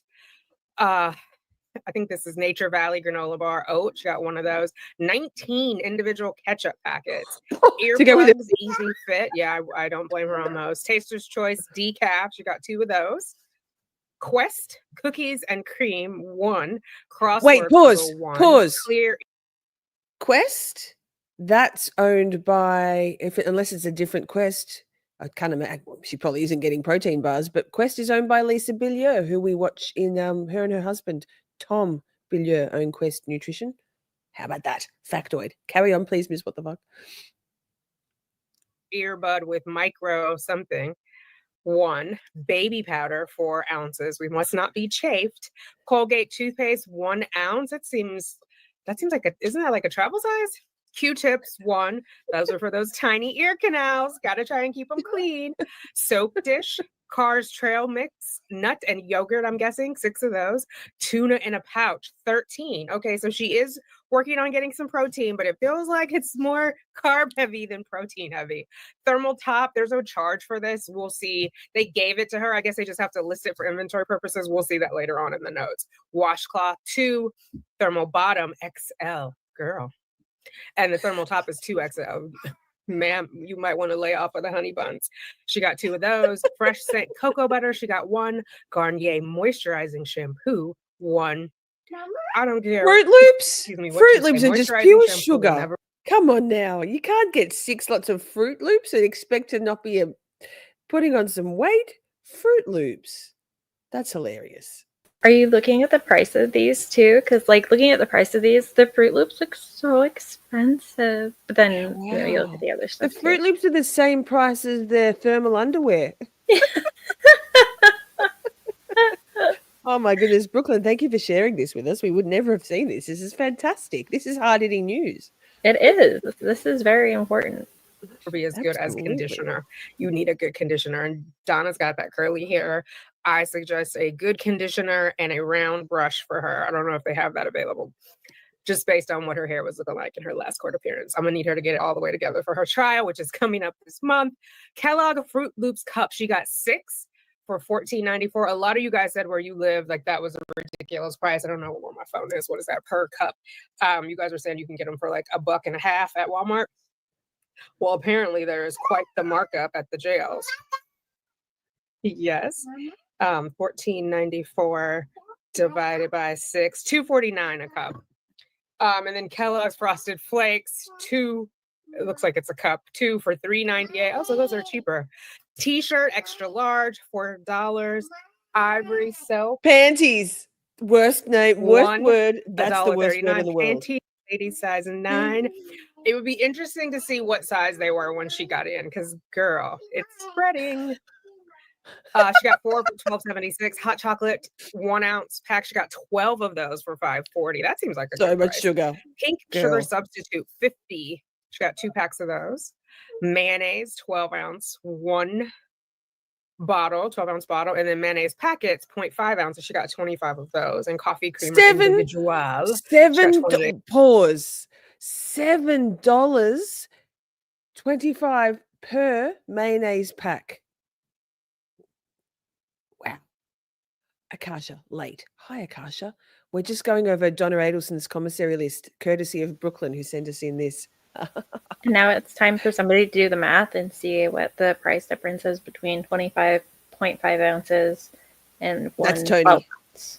Tony. That's Tony will do that math because goodness knows he's the man to tell me that $900,000 a day is not better than whatever that was, 9,000 a second. God. I'm guessing that's for her. The coffee and the pink, the coffee creamer and the pink sugar for her coffee, mayonnaise, and what did we say the other one was? Ketchup, maybe, for her tuna. So this is a 6-week list, is it? 6 weeks. I don't know what else she'd be using. I like. This is 6 weeks between the it was the 6th of the 6th and the 21st of the 7th. How much did she spend altogether? Was that $200 and something? Did it say at the bottom? Yeah, it says at the bottom. Yeah. $248.21. $250. She was very petite, Kimberly Maguire, when she went in because she was able to eat all of her not kosher. Just kosher style. That's an Adelson in joke, Wendy. Ugh. food, and now she just sits around eating Fruit Loops and bloody beef jerky and mayonnaise. Lord, and 19 offensive packets of ketchup. 20 or 18. Done. Looks like this What's is this? bed count, like the. Okay, I'm gonna scroll a little bit. I want to see what this is. I'm curious. I haven't seen. Wait, I haven't watched this link. this. No, neither. Can we put the link of this video in the description box, please, for others? And can someone drop the link of this channel, because I'm not familiar, so we can follow, because I think this is going to be a great fun resource. This lady seems like she might be an honorary shorty. Tamika, is that what it is? I can't see. How long is Tanika? Hidden Metadata asks, how long has she been in jail? She was arrested November 22nd-ish, I believe, 2023. Yeah, it's been 18, a minute. 19, 20 months. Yeah, she was supposed to go to trial in October last year, and or September, and so she's been in Leon County Jail ever since. Sucks to suck. Confinement on the 11th, so we'll go 7/6 to 7/11. She's in admin confinement. They have these, so they just go and check on them. These are all by hand. When she was in Leon County, it was all typed up. These, I'm guessing they got a clipboard and they just go by with. I don't know. Seems like a lot. Hang on. Wait, so they sit there and they say whether or not they're like beating on the door, they're yelling, they're crying, they're laughing, they're standing. Like they have a whole like code system. Imagine Donna, her need for control. How much this must have incensed her to Fruit Loops and mayonnaise. Oh my God. She's eating her lack of control. I kind of just want to mute it and like scroll through it real quick. And just see how many, because 6 is lying/sitting. And I'm just curious. It's like, is it all? Nope, there's a 5. Standing, walking. Not much walking. Get your steps in, woman. I know, girl needs to get out. I shouldn't say nothing, honestly. All of those are 6s and 1 5. So she's been very sedentary in jail. It shows, ma'am. Yeah. This is another one. This is another day. It looks like 7/7. Huh. This is nuts. This is very interesting. Okay, this takes some like poring over to do, I think. So I will put it in the description box so we can all sit here and look at this and maybe laugh about it in Discord. Absolutely. Thank you so much, Brooklyn, for pointing us in this direction. We would not have known about that without you. So thank you, friend. Before we move on, let me just, I don't want to forget, because we didn't get to that part in the hearing, but they're going to do jury selection starting on the 19th. And then Monday week. Yes. And they really are hoping that jury selection doesn't take a full week. The Georgia was 2 days for jail. It was 2.5 days for Charlie. And they wait. They hired he's a creep. His name is Josh Dugan. No, Sarah Dugan. Josh Dubin. Can't remember his name. I've got a short on him. They paid him $1 million to select the jury, and they thought it was the best jury ever. Yikes! Ugh. He never came back. He didn't help Rashi at all, because he was just there to pick the perfect jury. And then Charlie and Donna had so many gripes about those idiot fools on the jury from Tallahassee who've never read a book in their lives. Okay, Charlie and Donna. Yeah. Charlie hasn't even read Wendy's book. The state is expecting to go 5 to 7 days, so 6, Georgia said, and the defense is expecting 4 days. And then they don't know how long the rebuttal will be. So, not knowing exactly how long the jury selection will be, they said it could go to possibly, the 8th of September for the defense to get going and everything, but it's really going to depend on when the jury selection starts. So, yeah, and then under 3 hours for deliberations, including lunch. Stick a pin in it. Charlie was 3.5 hours, including lunch. And they're going to do 30 to 45 minutes openings is the plan. And the same media, like audiovisual company, is coming in that did the last trial, and they will be setting up on the 15th, is what Judge said. He said he would give them access to the room by the 15th so that they could get all set up and make sure it's ready. There's a lot of griping from the defense table about we need this set up different and we need a table here and I can't see and my eyes aren't good, so I have to have big text and they're gonna see in the back, and he basically was like, talk to admin. That's not my jam. So did you see at the start of that hearing before Judge Everett took the bench, Donna was Donna's female attorney, I'm not sure of her name, was talking to Donna, and they're whispering obviously because potential hot mics, and you can see Donna like leaning in, like making a big deal out of the fact that she couldn't hear properly and then smiling. I've done the thumbnail. And I took actually the Shackles one's an older screenshot, but I took 2 screenshots of Donna in that hearing from that footage. And yes. I saw that thumbnail. That is just such a good one. It's so nice. Thank you. Okay. Shall we brain bubble? We shall brain bubble. That sounds awesome. This one also from you. Oh, I found this so beautifully mesmerizing. Calligraphy art, beautiful. I'm so random. So random. I took a few seconds when I was looking at it. I was like, what is this? Like, what are those images? And I was like, are those people? Those are like little outfits and stuff. Just what I find fascinating is the pressure the artist is putting to get different amounts of ink from that fountain pen. Just glorious. Freaking fountain pens are so freaking cool. The way that the little nib like splits a little bit depending on how much pressure. Oh, so cool. No good for lefties. You just smudge that shit. Oh, really? Oh man, the story of my life. All you do is smudge birthday cards. You do beautiful things, and then you can't use spiral binders. It's a whole fucking thing. Disaster. So, yeah, that's lovely. My grandpa is left-handed. He calls it southpaw. I don't know if that's a thing for down there. Yes.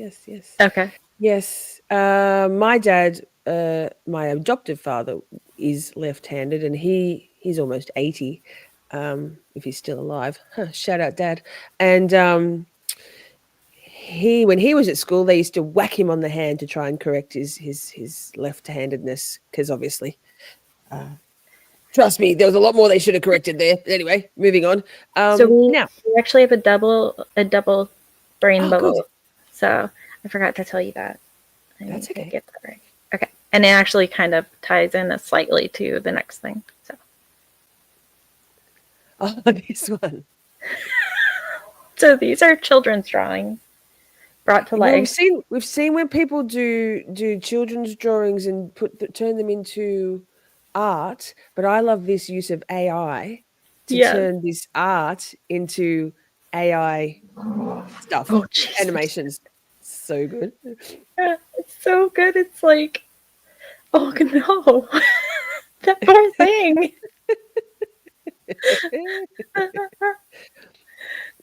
Oh no. The turtle, no. This was actually kind of good. Yeah, this one that cracked me up. That one. Oh my god. Oh no. Those are some low-hanging udders. AI is fascinating, which actually is very interesting and is a beautiful segue to our next segment, but I'll wait. Look at that duck. I think that's oh no, it's actually no, there's yeah. The cars are funny too. Oh my goodness. I like that one. Yeah. I want that one in real life. No, I want that one in real life. That's cool. That's weird. Yeah. AI. Gosh darn it. That one's cool too. I wonder if you show that to kids, what their reaction. Oh no! Oh.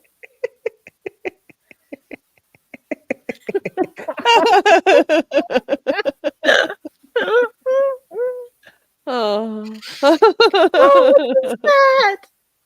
I don't know what that was, but that was horrifying. Yeah, wow. Anyway, Okay. I've got tears in my eyes. Now we All can right, all right. segue. Okay, segue. Next, interesting segueing. There has been a deep fake crackdown in Australia. In fact, not in my state, but in New South Wales, which is where I grew up. The state between Nicholas Ticklus and my state, Victoria, Queensland and Victoria, the state is New South Wales. So the creation and sharing of explicit AI images is set to become a criminal offence in New South Wales, which kind of ties back to some of the stuff we showed a couple of months ago at the beginning of the week that was series, the stuff that people were making about Karen Reid and Alan Jackson and those vile things. Same. So, yes. And it's just a really short clip, but it was really interesting. The fight against deepfake images will today break new ground in New South Wales.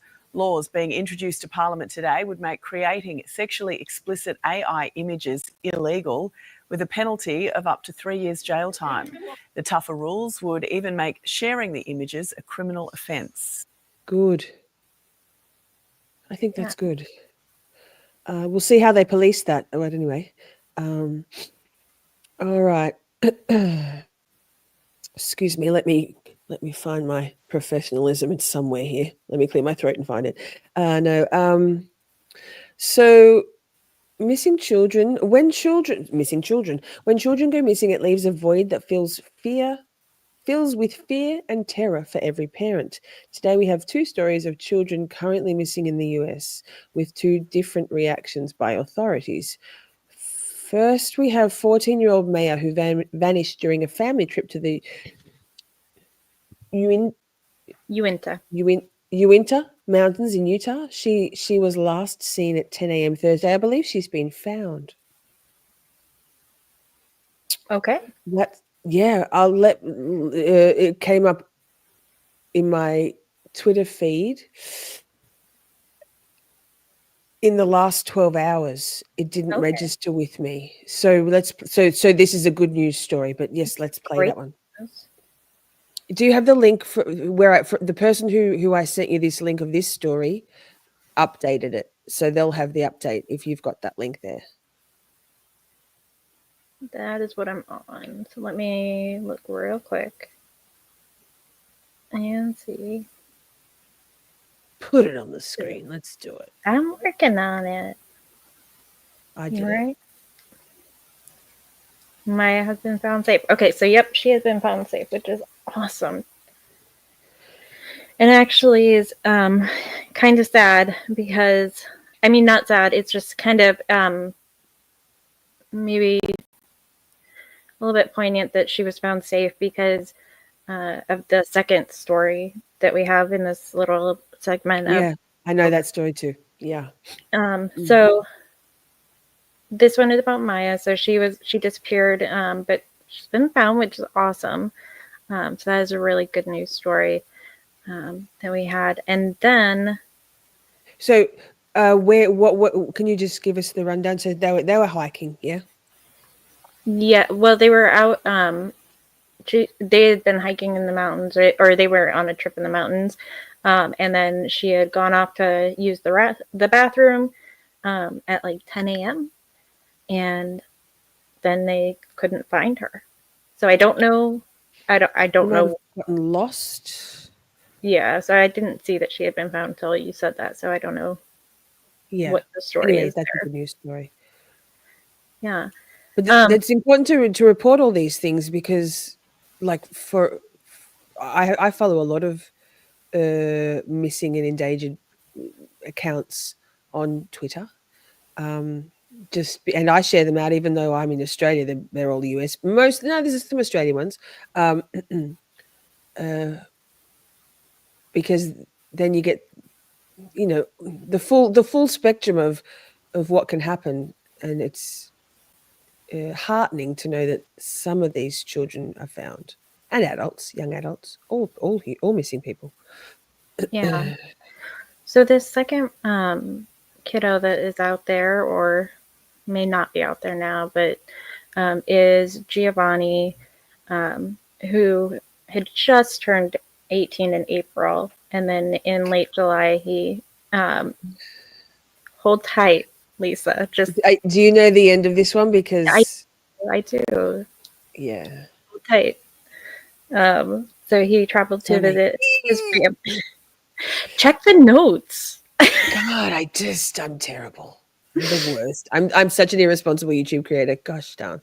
You're not. So he went out. Anyways, he went out in July to visit family in Florida.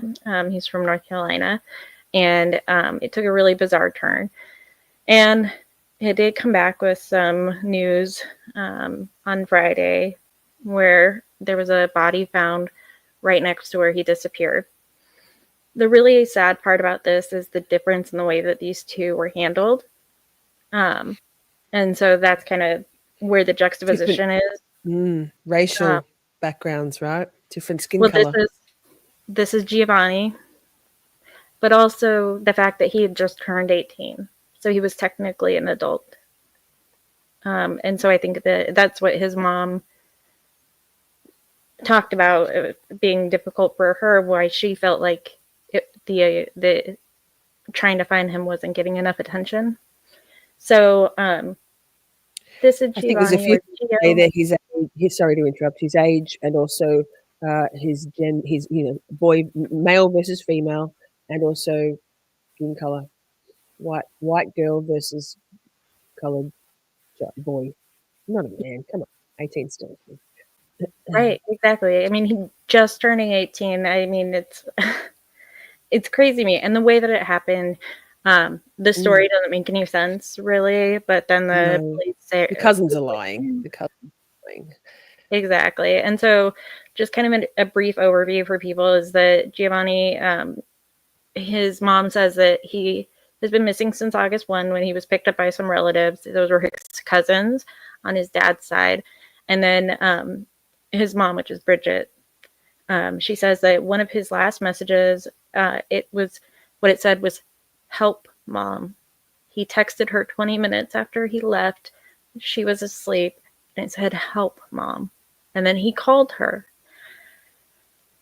And it was absolutely so sad, because you know that she has that text forever now. And that kills me as a mom. And I'm sure everybody feels that, knowing that you have that forever.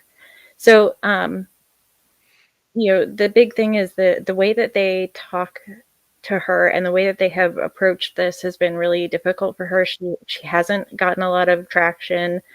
There isn't a huge group of searchers going out for him. There weren't helicopters, which all happened in the other case, the one with Maya. This was it wasn't a suburban area, was it? It was semi-rural. Where he was where the body was found was not very rural. It was more, it was pretty urban. So I have a video for that. Okay. Here we go. News at 11, a body has been found in a retention pond in Manatee County near the exact spot where Giovanni Pelletier was last seen. The teen from North Carolina was visiting family in Charlotte County when he vanished last week. Thank you for counting on Gulf Coast News. I'm Peter Bush. Reporter Blaine Montgomery is along I-75 near State Road 70 with the latest from investigators. Blaine? Deputies have cleared the scene here along State Road 70 and I-75. Just hours ago, a body was found in this retention pond behind me. While we don't know who was found, we're in the same area where 18-year-old Giovanni Pelletier was last seen. Take a look at this video. Investigators responded here Friday evening. They searched a retention pond at the southbound off-ramp off Interstate 75 and State Road 70. Manatee deputies say the body they found appeared to be a male. It's unclear who was found here. Friends, family, and neighbors have been searching for Pelletier since August 1st, when he was last seen in this area. He's from North Carolina, but his family has been searching for him in Manatee County. His cousins told deputies that he started acting erratically, going out of their car, and walked off near State Road 70 in Manatee County. His mother got a text from him less than an hour later asking for help. He texted me and some other family members, and he's not a kid that wants to stress you out for no reason. He's not a kid that wants to bring up a problem. He'll try to figure out everything else on his own before he brings it to you as an issue. The Charlotte County Sheriff's Office says their detectives have collaborated with multiple agencies, including law enforcement and civilian nonprofits, to search areas where Giovanni could be. The Manatee County Sheriff's Office says they are working to identify the person who was found here. Count on Gulf Coast News to let you know once we learn more confirmed details. In Manatee County, Blaine Montgomery, Gulf Coast News. Why does that ring a bell? What else is Manatee County in true crime? I mean, it's Florida, so it could be anything. So many things. It's just, I've heard that so many times. I guess, yes. Florida. Good point. Sorry. Yeah. So anyways, the point of that was to show the difference between the two and the way that they were handled. The point, but so good news on one, not so good news on the other. They have not identified the body as being him, but with all what's going on, it's tragically very likely, and also very sad that it was directly right next to where he was and they didn't see him. Okay. Yeah, that's we'll keep following that, because I have a feeling there will be arrests made there. I sure hope so. Colors says Manatee sucks. Okay. Yes. Thanks, Colors. Yeah. Not crapping on Florida, but there are quite a few wild stories that come from Florida. It's the trope of true crime, isn't it? It is. It's just a trope, and it's nothing against actual Floridians in general. Particularly not our Colors flight. Not that she's necessarily, well, she's not a Floridian born and raised. Yeah, delicious Colors flight. But goodness knows, maybe Colors will get me my green card and we'll get married and live happily ever after, except that she's married. Mr. Colors would have some issues, I'm sure. Full fucking throttle, mate. Now, we are still in true crime, but we're going back to Australia. The youngest Snowtown killer could be released despite outrage from the victims' families. Yikes. I bet you know about this. I did not know about this. Bodies in the barrel, baby. We should watch this on Kick. There's a movie or a docu-series or something. I'll look into it. They're going to talk about it in here, and I'm not honestly sure how much of this we can play because it's a current affair. So I was going to just kind of skip around, but get to the important bits. Shall we pop the link in the description box after of this one? Yes, ma'am. We should do that. Yes, ma'am. But I thought it was, holy crap, and somebody sent it, and Shund One sent this one. So. Colors, there is hope. She is not legally married. Excellent. Colors. I'll have my people talk to your people, Colors. Yes. Colors, that's your people. Here, hi. He was a teenager when he went to... Pause. This is Liz Hayes, I think. Maybe it's not. Oh, God, no, it's not. Pretend. Ignore. Carry on. I was going to go back for the subtitles, but they went away. Hello, I'm Deb Knight. Welcome to A Current Affair. He was a teenager when he went to jail, but soon James Vlasakis will be released into a world that will look very different. Vlasakis has been granted parole after serving 26 years for his role in one of the world's most infamous crimes, the Snowtown serial killings. Authorities say the now 45-year-old is a reformed man, but many others fear the worst. I have questions. Okay, so there's a ton of music, so I'm just going to skip to and there's a bunch of video from that movie that you're probably talking about just now. But this is super interesting. They never show his face. Even though he's an adult now, they never show his face. There's some sort of protective order, they said.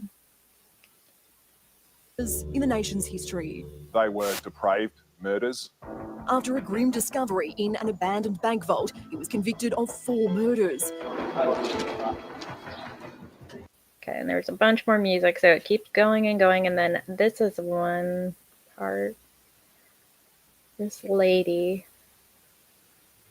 thinks he's just fine. We don't believe he is a risk to the community. Oh, man. He obeys directions, he obeys prison rules, he's respectful. Francis Nelson is the chair of South Australia's parole board, which this week made an historic decision. James Vosakis, shown here arriving for a hearing in the Adelaide CBD on Tuesday, was granted parole. The first Oh, step I've in been there. becoming a free man. To that building? Oh, I was going to say in that band? No. I know. As it was in response to the intervention order that I had against my son's father. Which anyway, sidebar. Carry on. And Miss Nelson says that as a young teen, Vlasakis became entangled in a murderous Oh, look, it's affair. my board. His Our board. stepfather Colours and role board. model. Yeah. Sorry. It's okay. So I guess this is his stepfather and is like the guy that led the whole thing. Yikes. Was John Bunting, a depraved killer who, along with accomplice Robert Wagner, murdered victim after victim, telling others they were pedophiles, homosexuals, or weak, and after their deaths, collected some of their pensions. Okay, I'm going to leave it there because I really don't know how much for a current affair like us. Oh, wait. So if you're wondering, social Centrelink is what our social security, like job seeker, our payments, our government assistance comes through Centrelink, and not just for unemployed people, parenting payments and stuff. That's that. If you saw that picture on the last frame here, look, wait. Oh, I just did something weird. That collected pensions, so collected people's unemployment and just all their government money. They were taking their money. Yikes! Well, I don't know about that. Let's keep him in. I reckon. All right, we got some brain bubbles, something to cleanse. We do. Let me pull that and do that and mute that. And okay, now I'm ready.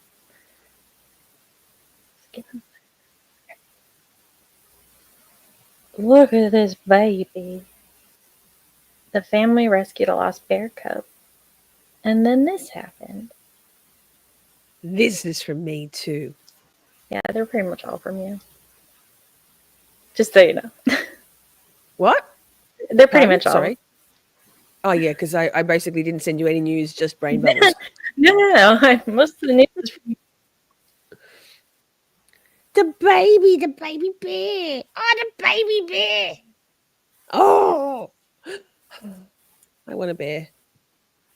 My puppy says I'm not a bear, but I'll cuddle with you. She looks a bit like a bear. It's amazing to watch it like grow, because then I realize what's on its chest, and I'm like, oh, it's not just a black bear. It's like one of those. What are they called? It's not a sun bear, is it? It's a. I don't know what kind of bear it is. I just want it. It's a fancy bear. It's a fancy bear. Don't touch the bear. Okay, we have another one.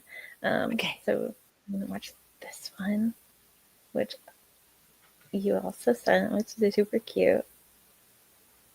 What was the tag of this? This is when you marry your best friend. Yeah. Yes. This is so good. Yeah.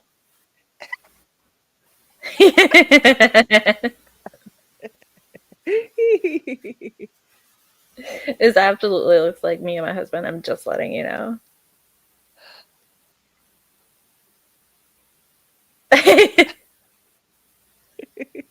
This doesn't. This is way too like lovey-dovey for me, but so sweet.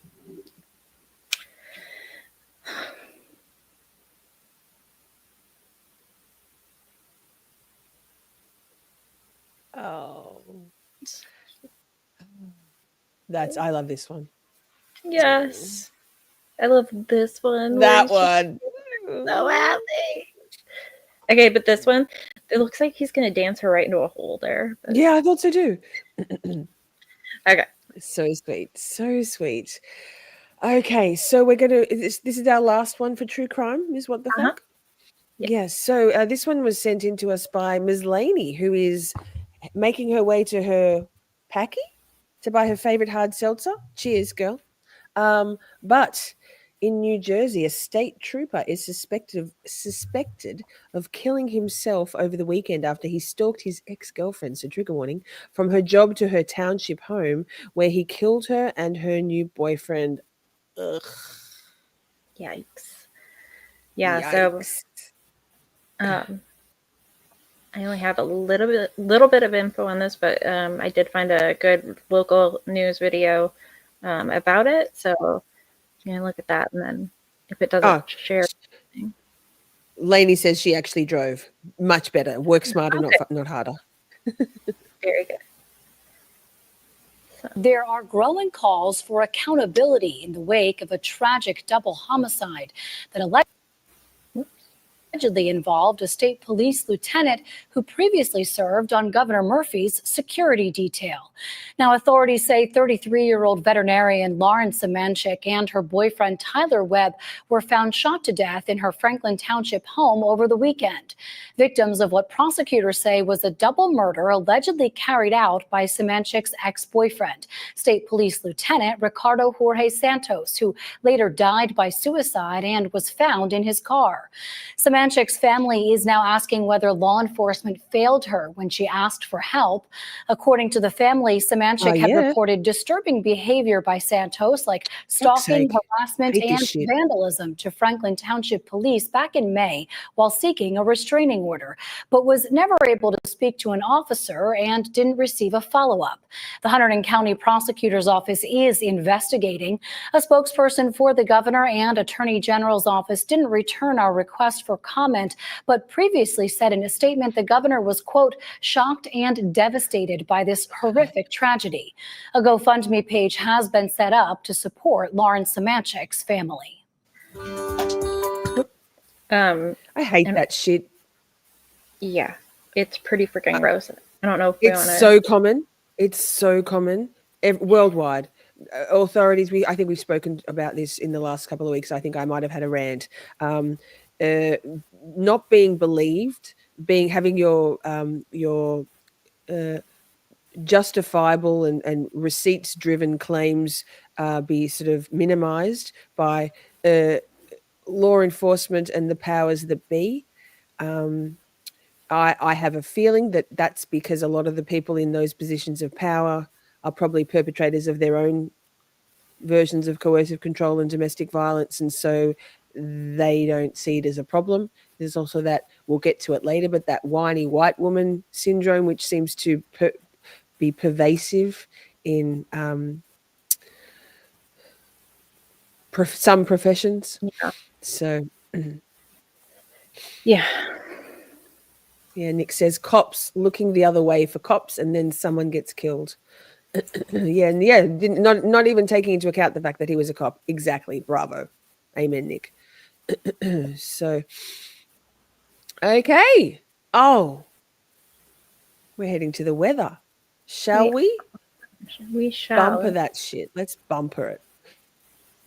Scrolling. Oh, the scroll. I feel your pain. Oh. Our scrolling finger is fit. There it is. Found it.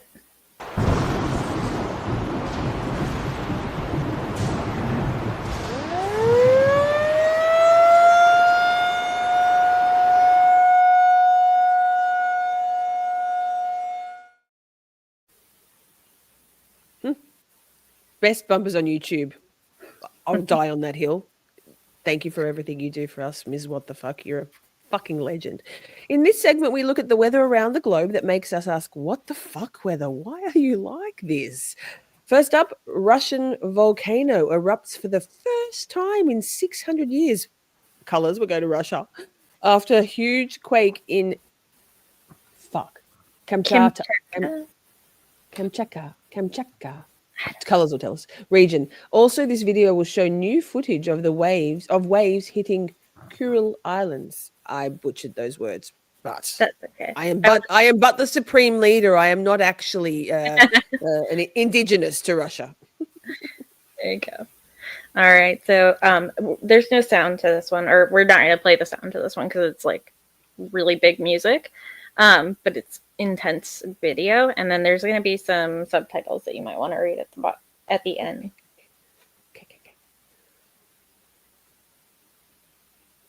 Wow. Yeah, imagine, 800 or 600 years. It's crazy. Oh, I'm going to move I'm going to move myself also. Pilots were warned of flight dangers. Woo! Too slow, Lisa. Yikes. Pilots were warned of flight dangers with a red aviation alert after the eruption of, oh man, thank you. That Krashenikov in the Kamchatka region of eastern Russia. Thank you very much. I appreciate that. Nick says this was one of the largest earthquakes ever. Yikes. Rock my world in Russia. Ooh. Goodness gracious. Huh. Oh, wow. The volcano roared back to life after last week's major 8.8 Richter scale earthquake off the Kamchatka Peninsula, the K Peninsula. K. Yeah, wow. Crazy shit be going on in the universe and the world lately. The Twitterverse also. Huh. Woo. Goodness me. Yeah, don't be flying around near that stuff. That is some heavy smoke. 8.8 on the Richter scale. The massive earthquake triggered tsunami warnings across the Pacific Ocean, which we covered last week. In the week that was, what in the world? Goodness me. Wait, why is there snow? Huh. Oh, Russia, I suppose. Wait, isn't that a plane flying through to get this footage, sir? Goodness me. I was back here saying Russia, though. Yeah, fair. New footage shows tsunami waves climbing up the island in the remote Kuril Islands. Got it. I'm a professional, okay? Wowzers, says Simi. It's all related. Yes, this comes as a fresh warning was issued after a new earthquake of 7 on the Richter scale in Eastern Europe. I think Japan, Europe, Australia. No jokes. Oh, look at those waves. Gush. What in the world? Weather, Mother Nature. What you doing? The world is going to end. It's fine. Everything's fine. Is that a cat? A dog? Brain.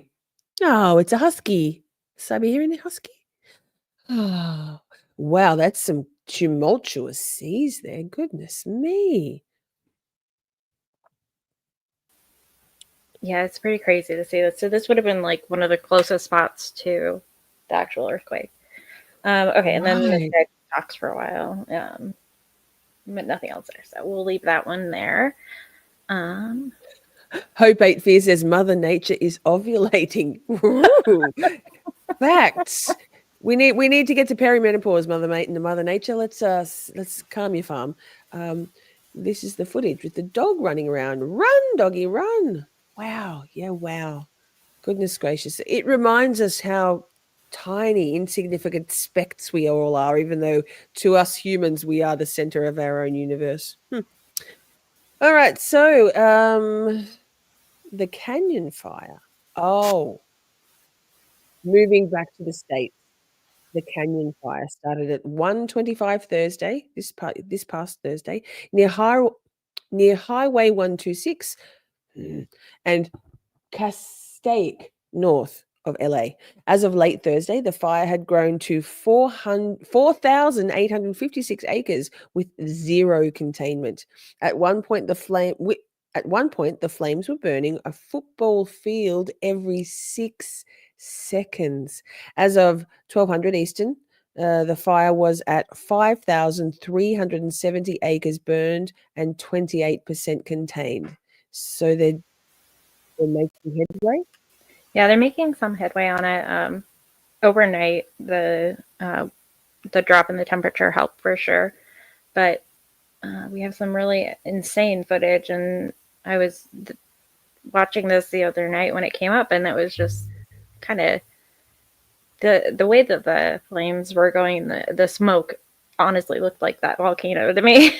It's pretty crazy. Yeah, wow. Yeah, that's what I was thinking. My brain was glitching a bit. Hi, Jeannie. Good to see you. Okay, so we've got me moving. Deja Alright, well, vu. while you move, I'll get this going. So this is coverage from, I believe it was Friday night.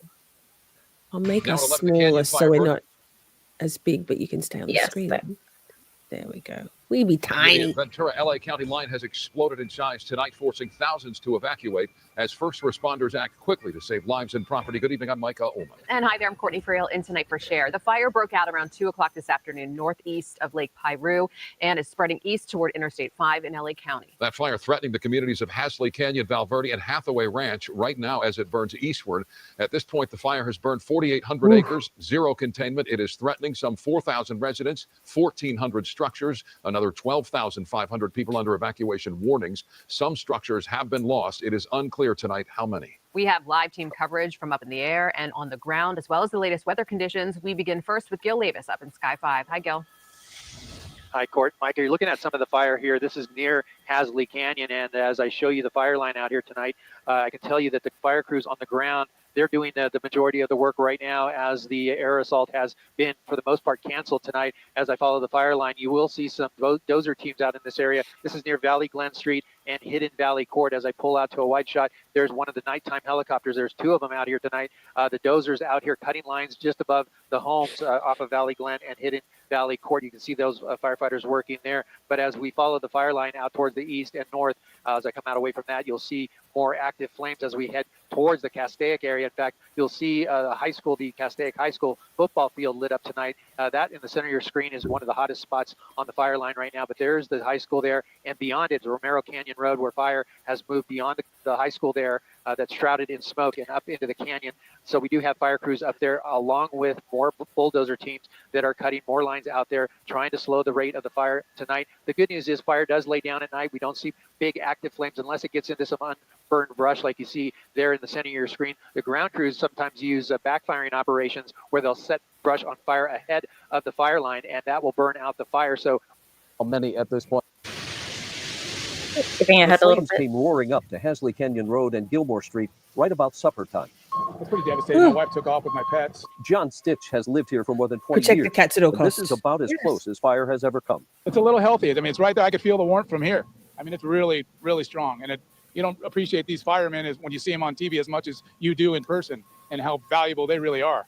What's called the Canyon Fire broke out just after 1 p.m. near Piru and began churning east. There were 5 different evacuation zones in LA County that were under an evacuation order, affecting over 4,000 residents and over 1,400 homes. And I just gotta say that this public information officer guy just reminds me of some kind of actor. Like, he is perfect for what he's doing. He could just be an actor. He's amazing. This is my front porch. Sierra Eck and her family watched the flames live on their phones as they ran right up to the yard. News we just got is that the house is still there. My wife looked it up on the cameras, and everything's still there. You can see the firefighters in the front yard. So, Yay! yeah, Thank goodness. yeah, it's a huge blessing. Thank goodness. Much of That's the property great. near these rugged hills is small ranches with horses and other livestock. I got the truck and we have a trailer. Mickey Green was here to get his 2 animals out. This one looks like it's starting to kind of get a little out of control, and we're time to move. We're getting a little conservative now, right? Helicopters have been bombarding this fire throughout the evening, able to resupply quickly nearby as the ground crews would move in and do tactical cleanup on what was left over. With just a light breeze today, this was more of a dry fuel fire aided by baking heat, and it is still charring acreage tonight over the ridgeline. Goodness gracious. Okay, so that was what I wanted to show for that video, and then we have Yeah. one more. So that was that night of the fire, and then we have a little bit of an update just last night, and I like this one because it also brings in the other fires that are happening just across the west of the U.S. honestly, and brings in some of those fires too to talk about. So We will go over that one too. Thank you. Fast-moving wildfires. I got to put it on screen though. The fast-moving wildfires in the West, thousands forced to evacuate, more than 50 million people on alert as searing heat stretches from the Southwest to the Midwest and then on to the Northeast. The Canyon Fire north of LA erupting yesterday, already burning 8 square miles. Multiple structures burned, thousands more threatened. Smoke blowing hundreds of miles away. This was the sunrise in Las Vegas this morning. Here's ABC's Trevor Ault from Southern California. Tonight, the West is a tinderbox with multiple wildfires raging out of control. The Canyon Fire burning north of LA, at one point Thursday torching a football field every 2 seconds. Overnight, hundreds of firefighters tried to take advantage of cooler temperatures, digging fire lines amid the flames, using everything from bulldozers. I don't know how well that little tiny ditch is going to work, but okay. Canyon Fire was still out of control. More than 10,000 people are under evacuation orders here, and you can see why. Look at this gap through the tree line in the front yard. That hilltop is on fire. It's now scorched more than 8 square miles and counting. In Colorado, the Lee Fire and the Elk Fire, scorching more than 117 square miles of land combined. Todd Morris has lived and raised animals there for more than 50 years. It's devastating. The country that we grew up in is gone. The fires have been fueled by the hottest temperatures of the season so far, from California to Arizona. What's your name? Our Phoenix affiliate out with first responders treating this person in 118-degree heat. Even an hour from now, he would have had a very Wow. different outcome. We probably would have been working a cardiac arrest at that point. And that extreme heat is fueling powerful storms in the plains. More storms in the forecast tonight. And wait, look at the remnants of this building destroyed by the Canyon Fire here. The property owner says the flames got within about 20 feet of his house. A gust of wind would have burnt that too. And tonight, the Canyon Fire is still not yet contained. So that was last night. And then as of this afternoon, they had gotten it to 28% or so. Okay. A little. So as always, a change in wind direction will very much help that containment, because if it blows back on itself, there's nothing left to burn. Fingers crossed for LA. So firefighters are doing dangerous work out there. One that is often overlooked is that they are driving in dangerous conditions in dangerous places that people have been told to leave. In this clip, we'll see an airlift operation of a firefighter who was in a vehicle accident during the fire. Jeez. Yeah. He's safe? Safe, though? He was moving when they got him into the helicopter. Ooh. Come on. New at 11, video of a rollover crash at the Canyon Fire that injured a firefighter. You see a rescue operation underway after a truck crashed in Romero Canyon. LA County Fire says this happened about 6:20 tonight. That firefighter was airlifted to the hospital, said to be alert and talking. An investigation underway into how this happened. Now the latest on the fire itself. It's 28% contained at more than 5,300 acres burned.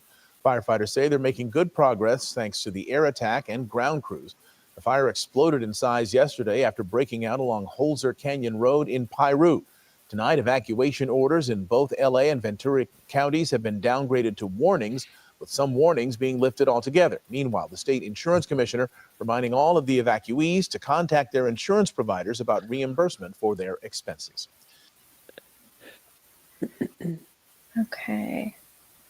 Akasha makes a good point. Hence why there is no song called "Fuck the Fire Department." Just fuck the police. Yeah, they're doing dangerous, important things. They're kind of often the unsung heroes, right? You don't really think about firefighters until you need them. Most people.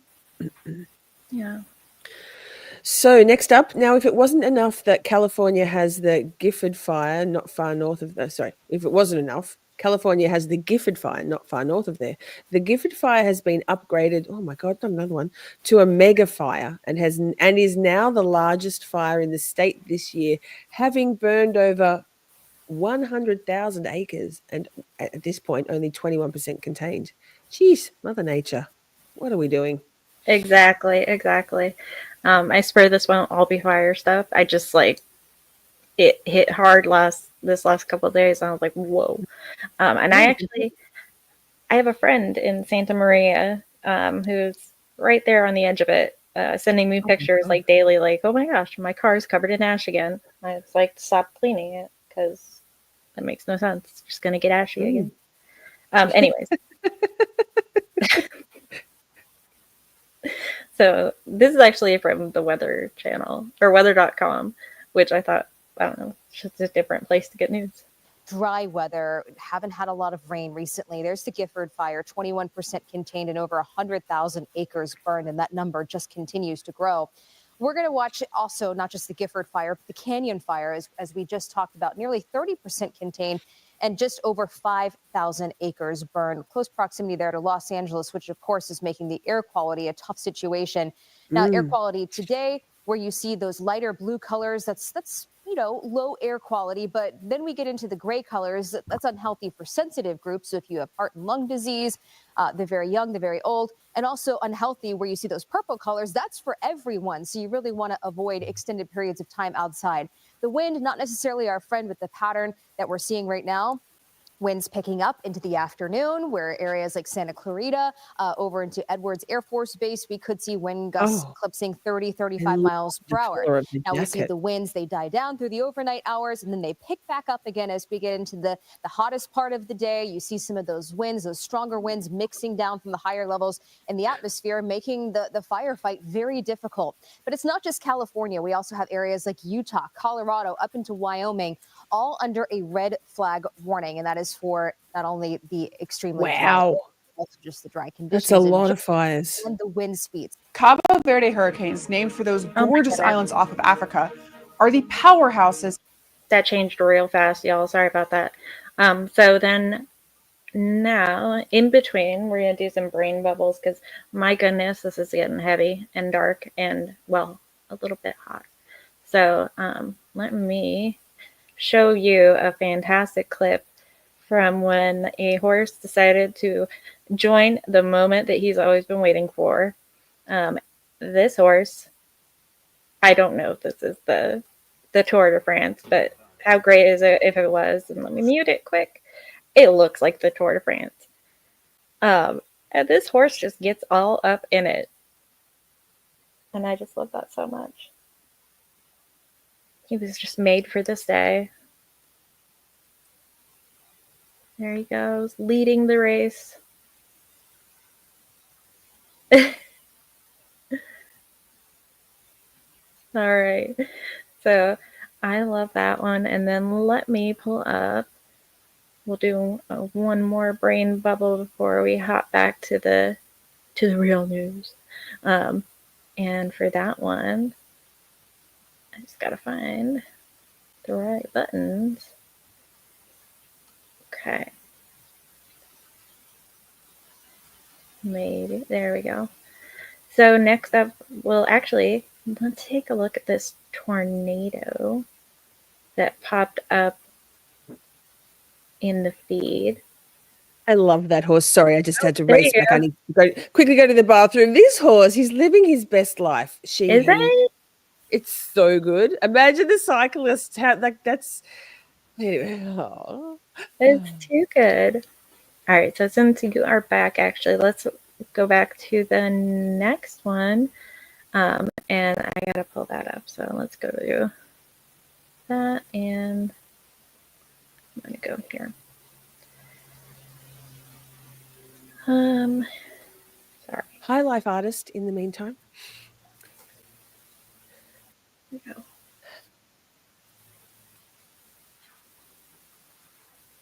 Listening while she drives, life artist. You drive safely, girl. All right. So I'm reading. Yes. So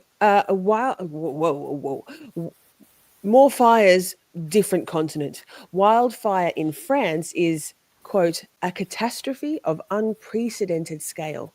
One person has died after another wildfire tore through southern France, forcing thousands of people to evacuate. 2 other people reportedly have been hospitalized, including one person who is in a critical critical condition. This new wildfire comes about a month after another blaze near Bend Middleborough, left more than 100 people injured. Sorry, residents of your beautiful. I'm sure it was beautiful. Yikes. Mother Nature, what are we doing? All right. Oh, goodness. So it just says 1 dead, thousands evacuated as firefighter battles raging, wildfire, catastrophe of unprecedented scale. So it's burned more than 13,000 hectares, which is 50 square miles, since it began in the village of La Rebout. And that's according to the BBC and The Guardian. So clearly I picked the right main image for the thumbnail for this one, fire, because worldwide fire and brimstone, perimenopausal Mother Earth. Right? It's been hot flashes. Yeah, it's been an incredibly hot summer so far. It's not even fire season for a lot of places. Fire season for some places doesn't start till August, later. and then a bit later. Yeah. Oh, I like their outfits. Very bright. La-di-da, France. So at least 25 homes have been destroyed in this. So. Oh my goodness. All right. Gosh. So I actually have a couple of other clips that I don't have anything prepped for you to say. So I'm just going to... That's okay. Oh, Akasha with a zinger. Hot and dry, Mother Nature. Yikes. Yes. So next up we have, well, I don't know what you would call it. Well, it's tornadoes, being up close with tornadoes. And so I'm sitting here trying to think of what that equates to in menopause, but I think I'm going to stop trying to think about what that could equate to. Good Brenda brain. Ooh, yes. Putsy. Can you even imagine? No. Wild. This right? Is... Ow! Wait, where is this? North Carolina? You sent it. You sent this thing. Look at this. Good God. Fascinating shit. Is this real or is this AI? Now I'm going to turn into Brooklyn. This is real. Good God. I would say it's like half my AI things. Like, hi. So freaking crazy. God. And people chase that. People go and like, this is obvious. Yeah. That one. Oh my God. And then we're going to show, we're taking a trip to Italy. Oh, good. I love Italy. Beautiful place. I know. I want to go to Italy. Where it was raining, hailing, snowing, and flooding all in the same day in August. Yeah, I sent you a lot of these. I'm pretty proud of myself. You all who think that I'm a freeloader coasting along, I don't. I do. No way. Look at this crazy shit. Look at this. It looks like it's a soap, like a when you have soap in the dishwasher. That's what it looks like, or the laundry machine, whatever. Yeah. It's where in Italy? Remind me. Oh, I don't think it says. It just says Italy. Italy, schmiddly. Like, do you know somebody in Australia? I've got a friend in Australia. Do you know them? Nah, man. Are you sure? It's just one big place, right? You all know. I mean, it's a smallish population, but not that small. Yeah, wow. Goodness. Akasha says, I've watched water spouts on the Gulf and they are amazing. That's pretty cool. That's pretty cool. All right. Oh, good. So that's the end of weather. Yeah. What the fuck? We are moving on to, I think this is at this point my favorite bumper. So let's go to Hollywood, Ms. What the fuck? Okay.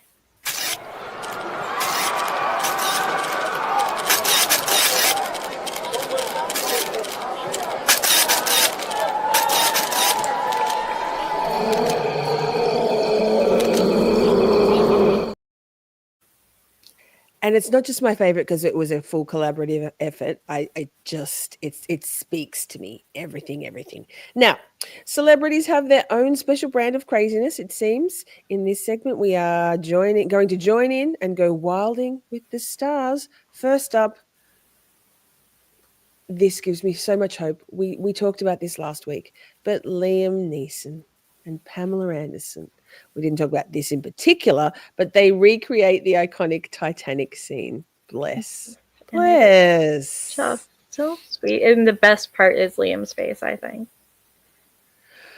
Because he looks so unsure. He's like, yay! Oh God, oh God. He's also in his 70s. I know, exactly. That's it.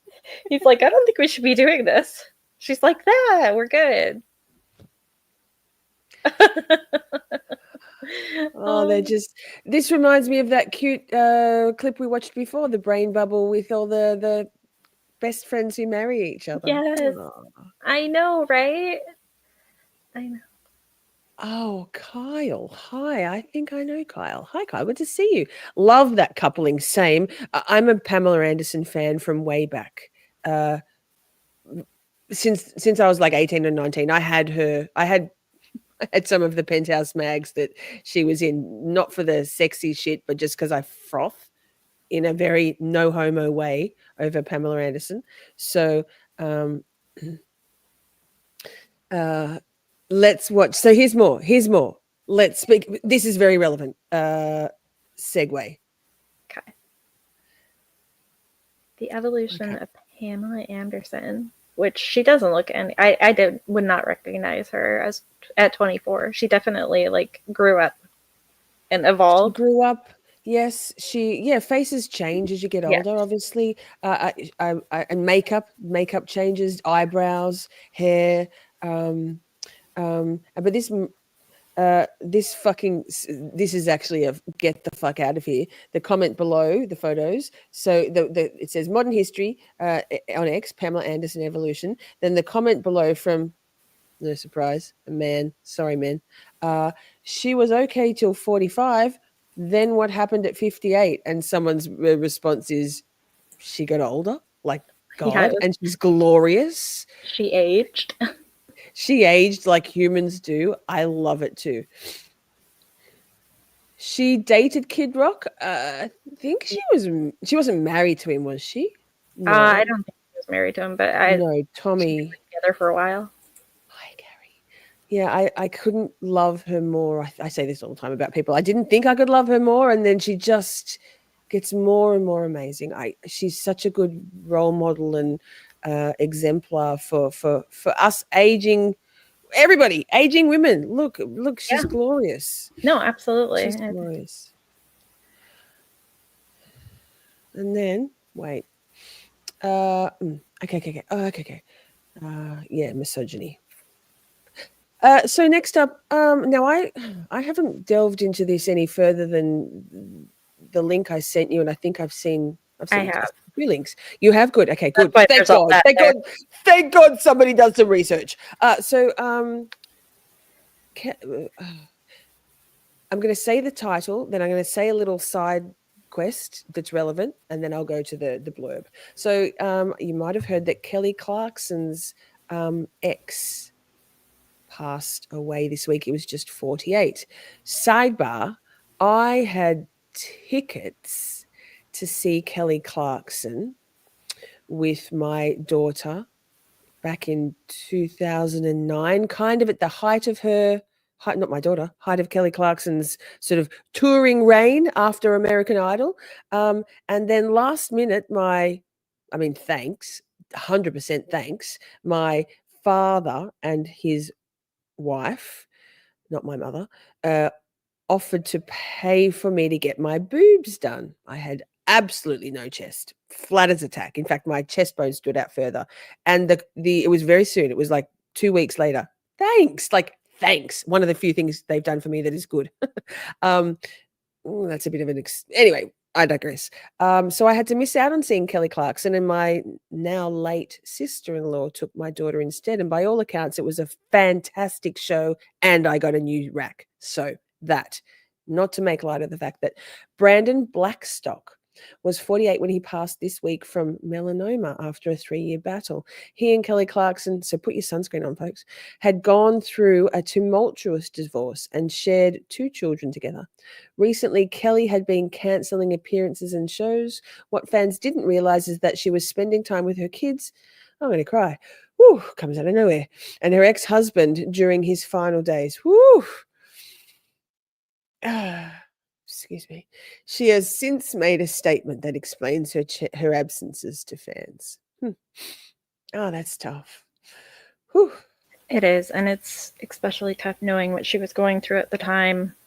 But she put out this statement. Unfortunately, I need to postpone the remainder of the August studio session dates in Las Vegas. While I normally keep my personal life private, this past year, my children's father has been ill, and at this moment, I need to be fully present for them.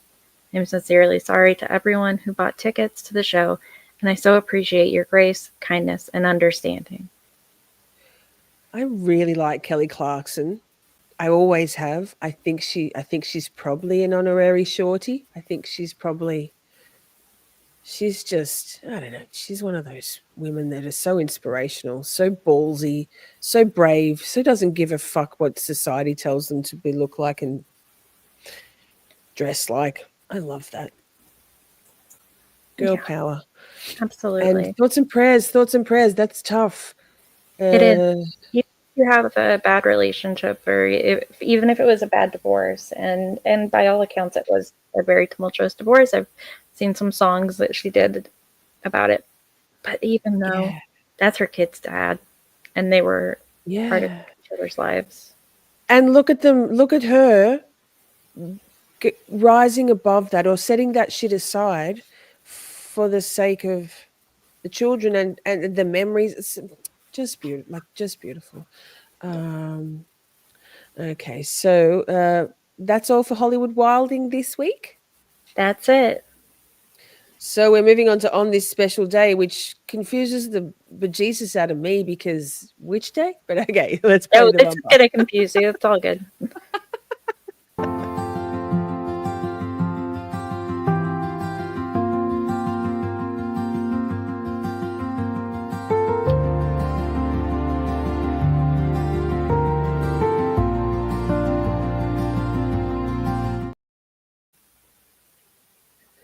So there's always a special significance to a day, and with this segment, we not only celebrate that significance, but we also check in on stories that relate to it. So today, International Cat Day. Tim is a full 24 hours of recognition and veneration for one of humanity's oldest and most beloved pets. Just ask Miss Colors. The cat. It was August 8th at Camp Shorty. That's today, is it? It was August 8th, and then there should have been a full stop, a period.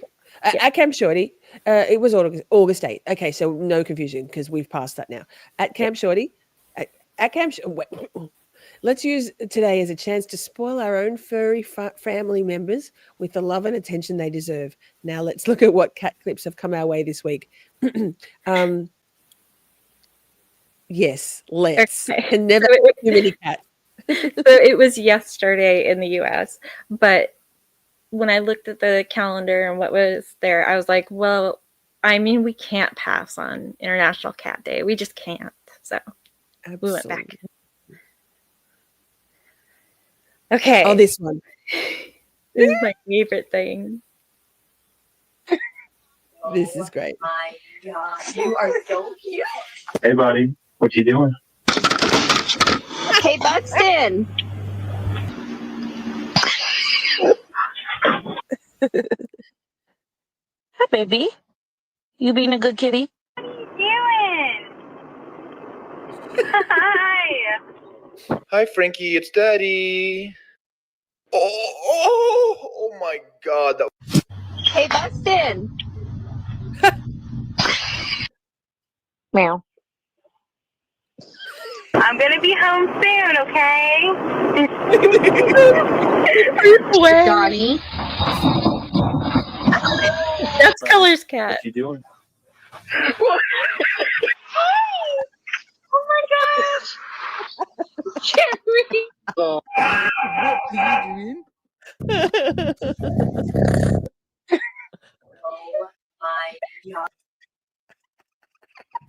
had to mute because I was laughing so hard. I was trying to drown out the sound. Timmy says, I shared that one. Yes. Oh, so good.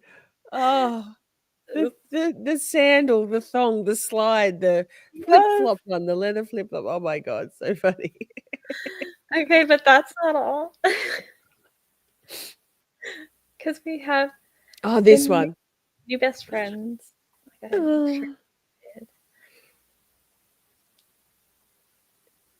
Oh my goodness. Just so damn cute. I'm gonna cry again. Everybody loves kitty cat. Oh, not everybody, but people who don't are a bit weird. No offense. Okay. Not much offense. And then this one is still cats, okay? Still cats. And it's lions and tigers. So kind of ties into what we're doing today, I assume. I don't know. I haven't seen the movie. Big cats. Big cats. So tigers are solitary creatures. They don't really like having friends. Lions are social creatures. And so this tiger and this lion became friends, and it's so funny to watch them together when, you know, they're not really supposed to be naturally. It's so cute. Oh, they're from different places on the earth too. Tigers are from Asia, aren't they? And lions are from Africa. Yeah, and just seeing the size difference. Tigers are freaking scary. Right. No, you do not, Akasha. That's terrifying. Stop. It will eat your phone. Okay. Oh, look how playful. I love animals. Yes. Yeah.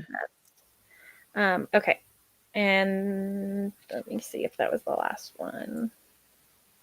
I do believe that was the last one.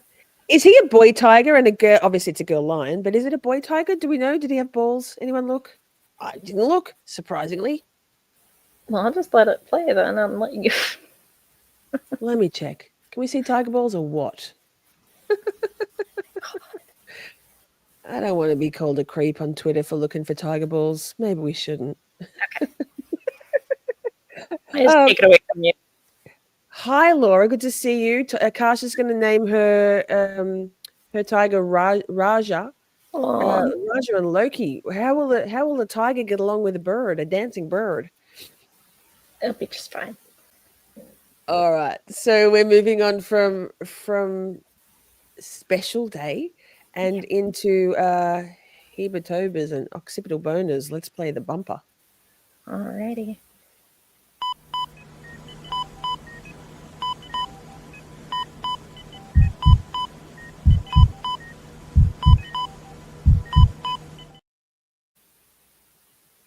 Okay, so hematomas and occipital boners abound. In this segment, we look at health-related news that has gained traction this week.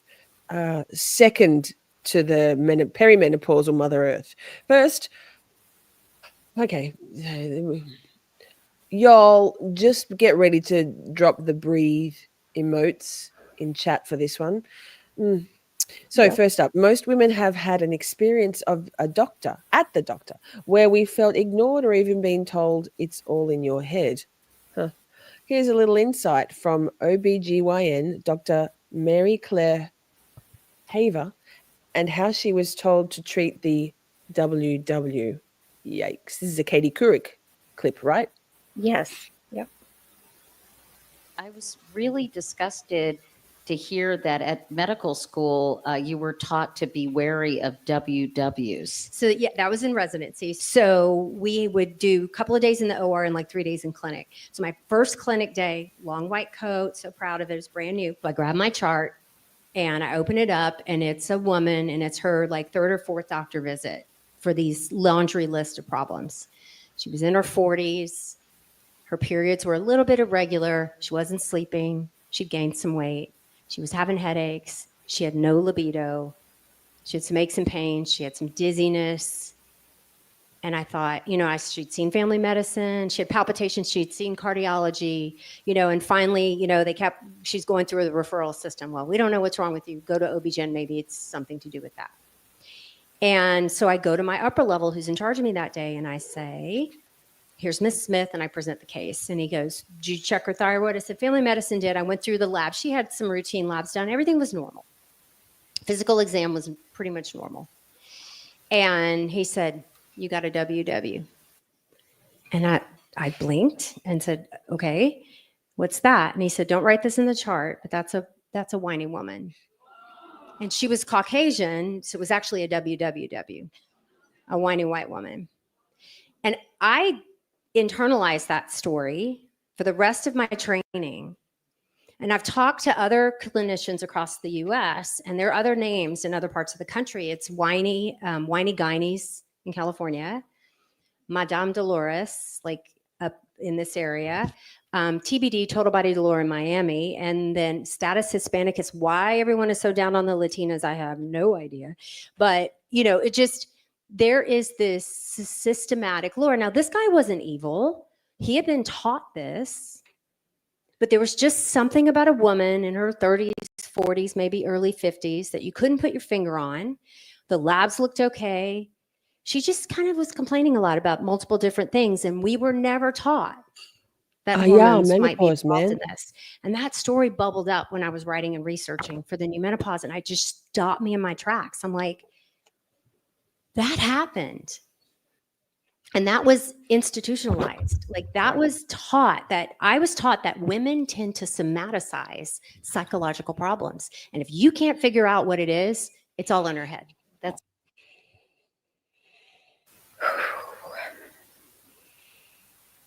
That's misogyny, man. Yeah. Yeah. So, I think we all know now that don't let them put you off. Don't let them tell you it's just in your head. Seriously, I just got something on my glasses. Hi, Buster's. Buster's coming in for a big cuddle. He's got his paws all the way over my lap. He's like cuddling into me. Hey, baby. Well, my screaming Lily is also all the way up in my space too. So. Yeah. These WWs. Oh my God. Oh God. Yes. Goodness gracious. How about a brain bubble to clean that out? Nick says, when are you doing a segment on the horrific experiences of the man of this that is man flu? Nick, we might have to do a hit piece and investigate it further and talk to you. You can be our insider. Yes. It's a mystery. It's a mystery. I think we need investigative journalism on this one. Oh my goodness. Okay, so what do we got next? We got a brain bubble. Oh, brain bubble. Good. I just need to get my glasses cleaned. I put something smeary on there. Hang on. Okay.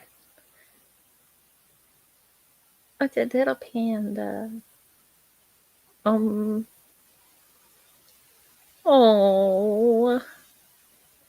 Pandas are so fake.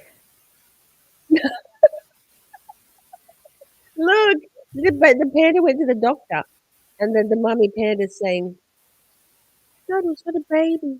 This is for the belly. I love you, baby." Oh, oh. You don't think pandas are real? I know that they're technically real, but like, should they? Oh, wait. Now, also, Jeannie said she was going to bed. I hope she's still awake. I saw it and it flicked past my brain, didn't register. Night, Jeannie. Thank you for being here. The panda. I knew someone didn't think pandas are real. Guess who it is? It's not necessarily they're just why? Just why? There's so much effort. For what? I don't know. Sorry, maybe that's my hot take. Functional and aesthetic is pandas. They do good work.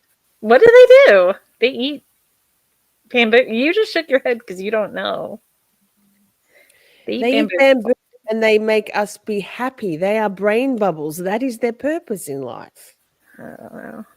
Come on now. No panda slander. No panda slander. Okay. Well, Okay, she says, next right. we have. I'll go ahead and lead this one, and we have Yeah, thank you. My glasses are so Bradrona, bad. the Bradrona fence in. Bradrona. Thank you. The bra fence in Cardrona, Jesus, Valley in New Zealand is a unique tourist attraction where thousands of bras are hung to raise awareness and funds for breast cancer. That is amazing. That's the wrong screen. I want this one. And this is that amazing attraction. Let's blow this up a little bit. Make sure there's no sound. We'll play that. Just look at this. Women get there and go, fuck this shit. Take their bra off. I'm leaving this. I'm not doing more of a road trip with a bra on. For real. For real. I love that. How do you actually say all those words again?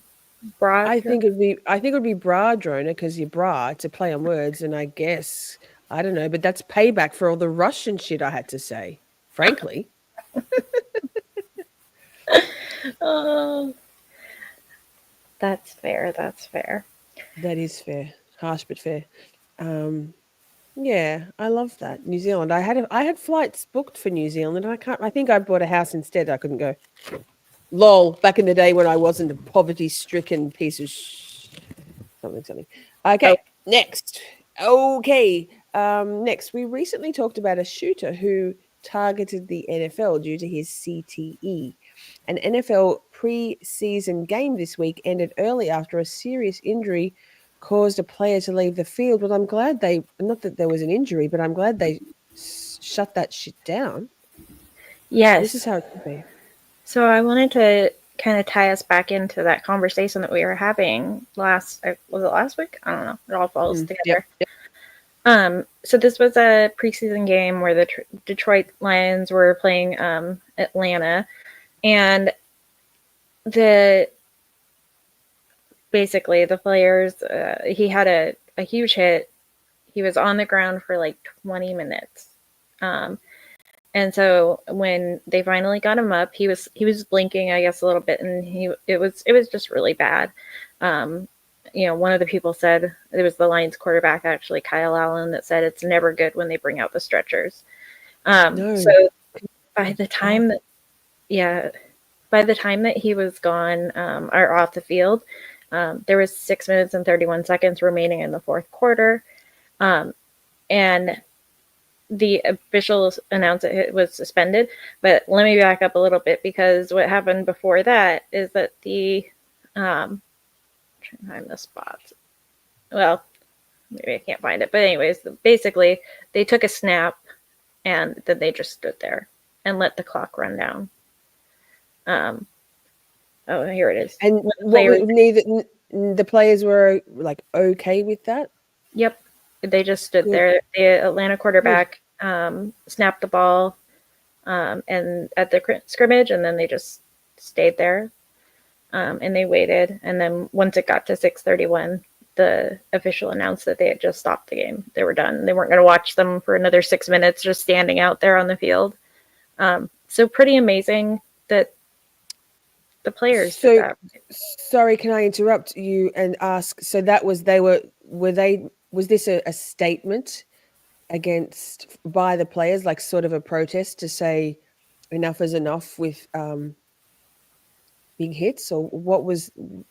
Well, it's not the first time that it's happened where players have done this. I think they talk about it here that in 2023, this has happened before, where people were just like, we're done. We're not going to keep doing this. And so basically the way I have personally seen it is they're just like, it just feels right. It just feels right to stop. It doesn't feel right to finish the game. And actually that's what they say up here. Dan Campbell, the coach of Atlanta, or the Detroit coach, says that, Raheem Morris, who's the coach of Atlanta, is a class act. He's the ultimate class act. We didn't feel like it was right to finish that game. So they just decided you just stand down in that kind of situation when there's such a serious hit. Yeah, fair. Rachel says her cousin was there and she said it was very somber. Oh, That's so tough. I can't imagine being in the audience. You know, I've seen them on TV, but I can't imagine being there and watching that happen live. So I just wanted to bring this one up because I thought it was actually nice to see the reaction. Yeah. For me personally, I don't understand how anybody can get enjoyment over watching people injure each other, even if it's just a byproduct of the sport. So wrestling, football, boxing, I can't. My level, my empathy, how deeply I feel the pain of others, like physically feel it. I can't. It's not entertaining to me. I do love football. I got to say that I'm a big football. But each to their own. Yes, I know. It's only as I've gotten older, I've been less able to stomach it. But I understand I'm of the minority. Okay, so that was that one, and then I have a couple of just they're just pictures and a little clip, so nothing to really talk about, but just a show. But you might be able to talk about it because it's something that you know more about than I do. And that is, I mean, I can pretend. I think you know about the ADHD brain. I live that shit. First things first, can we just say neurotypical instead of normal? Because that infers that ADHD brain is not normal. But ADHD isn't about being distracted, and sidebar, being distracted right now in real time. I've been dropping a lot of graphics into the neurodivergent drawer in our Discord, things that I'm coming across on Twitter and finding them helpful for folks. So hopefully it resonates with some folks. It's a complex brain wiring full of strengths most people overlook. Again, it's a different brain wiring, not a disordered brain wiring. So again, with the graphic, normal brain, suck my dick and swallow. Here are 8 truths about ADHD that change everything, especially if you or someone you love has it. Hi. So there's a whole lot in here. I don't know if you want to go through all of them, but we can. No, I mostly just like the picture of the brain, to be honest. And different strains of ADHD have different brain imaging, MRIs. So my ADHD brain, when you see a picture of my ring of fire brain, is literally that red picture that there was, the whole brain was red. Mine has this ring of red around. And before I go any further, Grazer. Hey, hi, and welcome to Green, friend. Good to see you. And this. Oh, and that reminds me, I forgot to write down Lainey before for the draw, and now I'm remembering Grazer as well. So Lainey and Grazer, you're both in the draw for. We're doing it at some point tonight.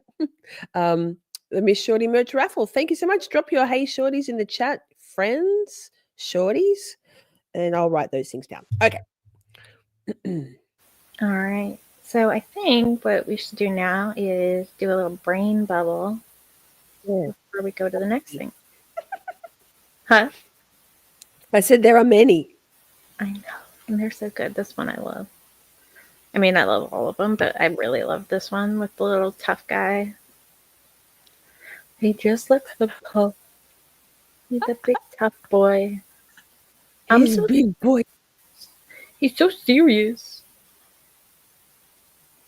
He's learning how to be a big boy. Yes.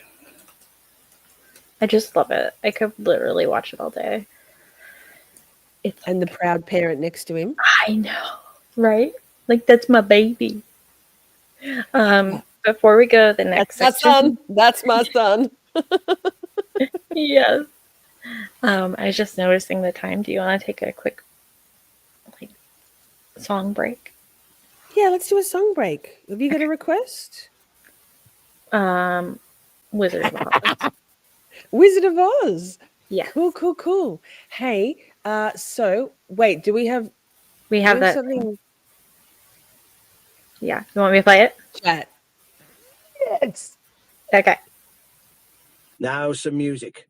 The supreme leader decrees it. Wait, play it again. How about I play the other one? I can play the other one. Now some music. The Supreme Leader decrees it.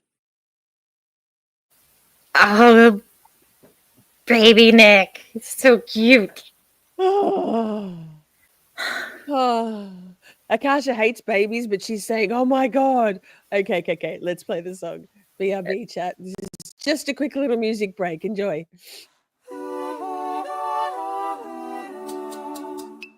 Evanescent slope of grief starts high and then ends low.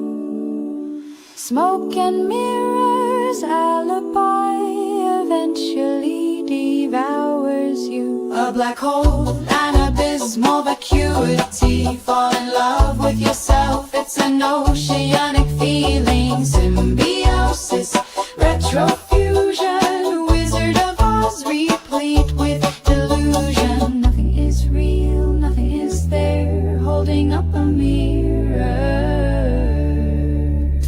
Separation filled with fear, vulnerable, insurmountable, nothing to see. A black hole, an abysmal vacuity. Fall in love with yourself, it's an oceanic feeling. Symbiosis, retrofusion, Wizard of Oz replete with delusion. Pattern, latitude, ostensible platitude.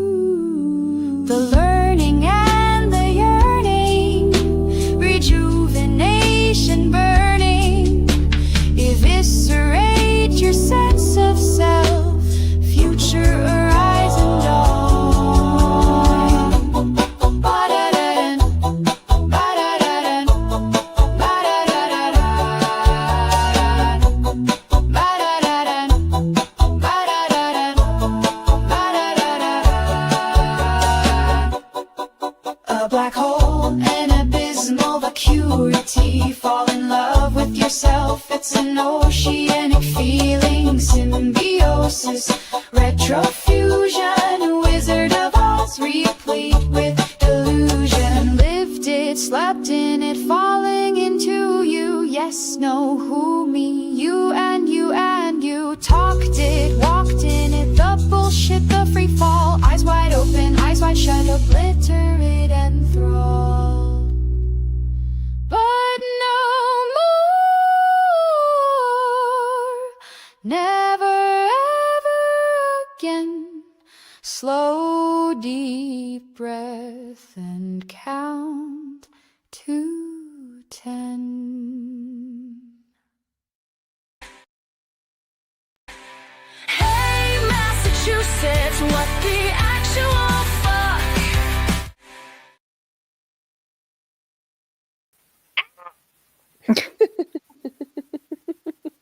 We forgot of something. We were so smooth. Fuck. So smooth. All right. Hey, Massachusetts. What the actual fuck? No, really. Like weekly. What is going on in the Commonwealth? In this segment, we are covering all the bizarre activities that are found in good old Corruptachusetts. First up, Krishna Giovanni of Canton. We're going to the core of the problem.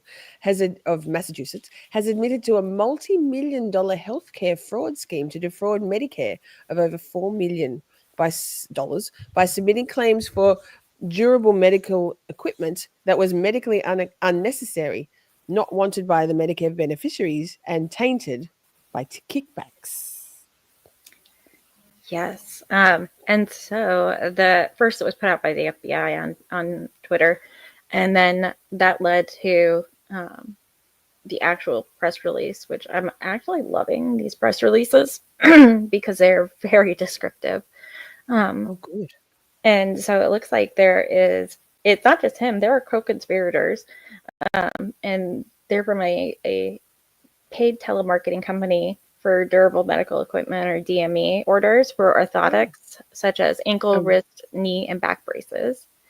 And then often the Medicare beneficiaries did not want or need the braces that were shipped to them. Doctors whose signatures appeared on the DME orders often did not treat these beneficiaries and did not prescribe them. It's intense just considering the cost. So the charge of conspiracy to commit healthcare fraud provides for a sentence of up to 10 years in prison, supervised release for up to 3 years, and a fine of $250,000 or twice the gross gain or loss, whichever is greater. So it would be, oh my God, this is the guy? I don't know. It's a guy. It's a this guy. fucking guy. This fucking guy. So it'll be imposed by a federal district court judge. So this is a scheme. This is a scheme, not just one individual. Yikes. Yup. I mean, also Canton. How many Dodge brothers are there in Canton for a town of 40,000 or so? There's a lot of news coming out of Canton. Yeah. The just for it being such a, and maybe it's just recency bias or just knowing that we've seen so much on it, and so it's just popping up in our feeds. But it's just so much for such a small location. All right, so next up, like a bat. Yes, a bat flies into a Massachusetts woman's mouth, leaving her with $21,000 medical bill. All of the yuck. All of the yuck. Yes. There we go. Okay. Is facing a 5-figure medical bill after a bat flew into her mouth. Erica Kahn says it happened while stargazing in Arizona last August. Though she wasn't bitten, her dad, who's a doctor, insisted she get a rabies shot right away. Kahn, however, had recently lost her job, didn't have insurance. Well, she signed up for new coverage, but didn't realize it had a 30-day waiting period, leaving her stuck with a bill of more than $20,000. I was traveling, so I went to 4 different hospitals over the course of my 4 rabies shots. So now I have my close to $21,000 bill. Kahn says she's been able to negotiate some of the costs down and is appealing to get the rest covered. While your chances of getting rabies is extremely low, 70% of people who die from rabies were from infected bats. That's according to the CDC.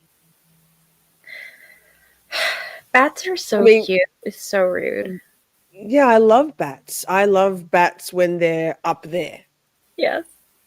I marvel at in the morning when I'm driving to work. Quite often the bats are making their path from where they've roosted for the night. Is that what bats do? Roost? Yes, that's amazing. Chickens do until until their next spot for the day. I love that shit, but I don't want one in my mouth. No, that's fair. It's going to be a no for me. Lainey says, "Holy guano balls." Nice. All right. So we're staying in Massachusetts because big meatball news. Sup. The day many have been waiting for is here. DA Meatball Morrissey's personal burner account emails have been released. Well, at least about 4,000 pages worth. Reporters are combing through them.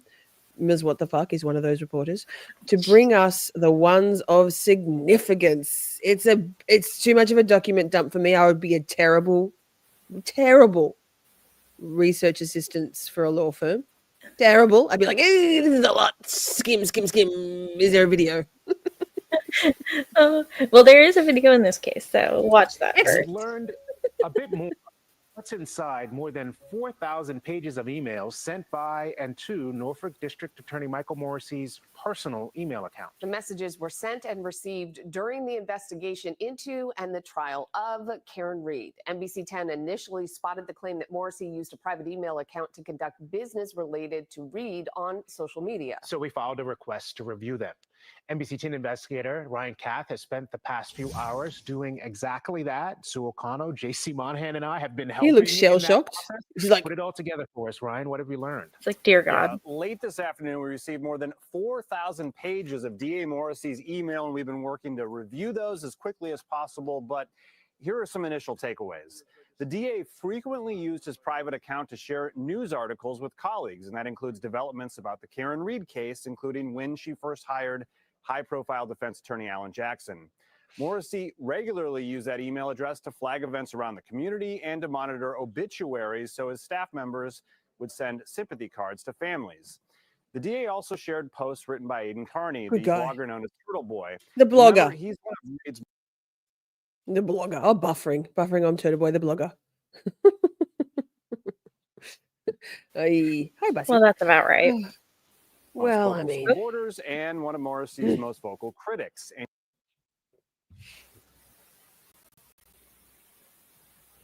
he championed her innocence throughout both trials. Morrissey's office is prosecuting. He's getting a lot of coverage, isn't he, Turtle Boy? Well deserved. Good on him. Tied to that case. 115 years in jail he's facing, so it was 105. Yikes, yikes, yikes. Nick says, I heard 3,650 were Uber Eats receipts. You're not far off. Nick, there's plenty of what was it? 12 cheesy pizzas. Info. I don't know. Kearney, a message written from his iCloud account. Okay, we're going to give up on this video. Yeah, the universe goes, yeah, don't even play that. Prompted our request for So then, emails oh my nearly goodness, it won't stop. Now I can't even make it But stop. months ago. So hang on, Bussy. That's okay. I've got there we go. Okay, so And then we're going to go to the actual. the next one. Well, we're going to go to the actual, some of the pictures of the actual emails. Beautiful. And I'll need to let the dogs out. I'll BRB in 4 seconds. Hang on. No problem. So Jess Machado, who we all know from the coverage of the actual trial, has been posting emails of interest that she has found through going through all that document dump. There are definitely things about Turtle Boy in here, but if you can just scroll through and look, I suggest everybody check it out if you're in Twitter at all. But I want to scroll down to, and I'm sorry for the scrolling, but it's just like being not on air. My life at the moment. Scrolling, typing, laughing. This one is really hard to read, but it's basically he's asking the Speaker of the House for the Massachusetts State House for more money because $1 million. Wasn't it a meal? A big fat meal? Yes, $1 million as a one-time expense. But he says a simple domestic motor vehicle homicide case in Canton has blown up to a national sensation. Ew, dude. So this is a very interesting one. And then let me now. Wait. Oh, I appreciate all the support you provided to the district attorney's offices in the past. This situation presents a very unique problem. Timing is coming. That's what she said. Problem. Yes. There we go. A very problem. I know the state has helped out other counties in the past who have faced similar burdens and challenges. I would be grateful if you would assist me as well. I am happy to answer any questions or review the expenses with you, but $1 million will do. That's me. Thank you for your assistance and consideration. Yeah. Just wow. There's one that let me scroll down to it because it's just too good. Hope not, Laura. Ugh. Burnt, disgusting.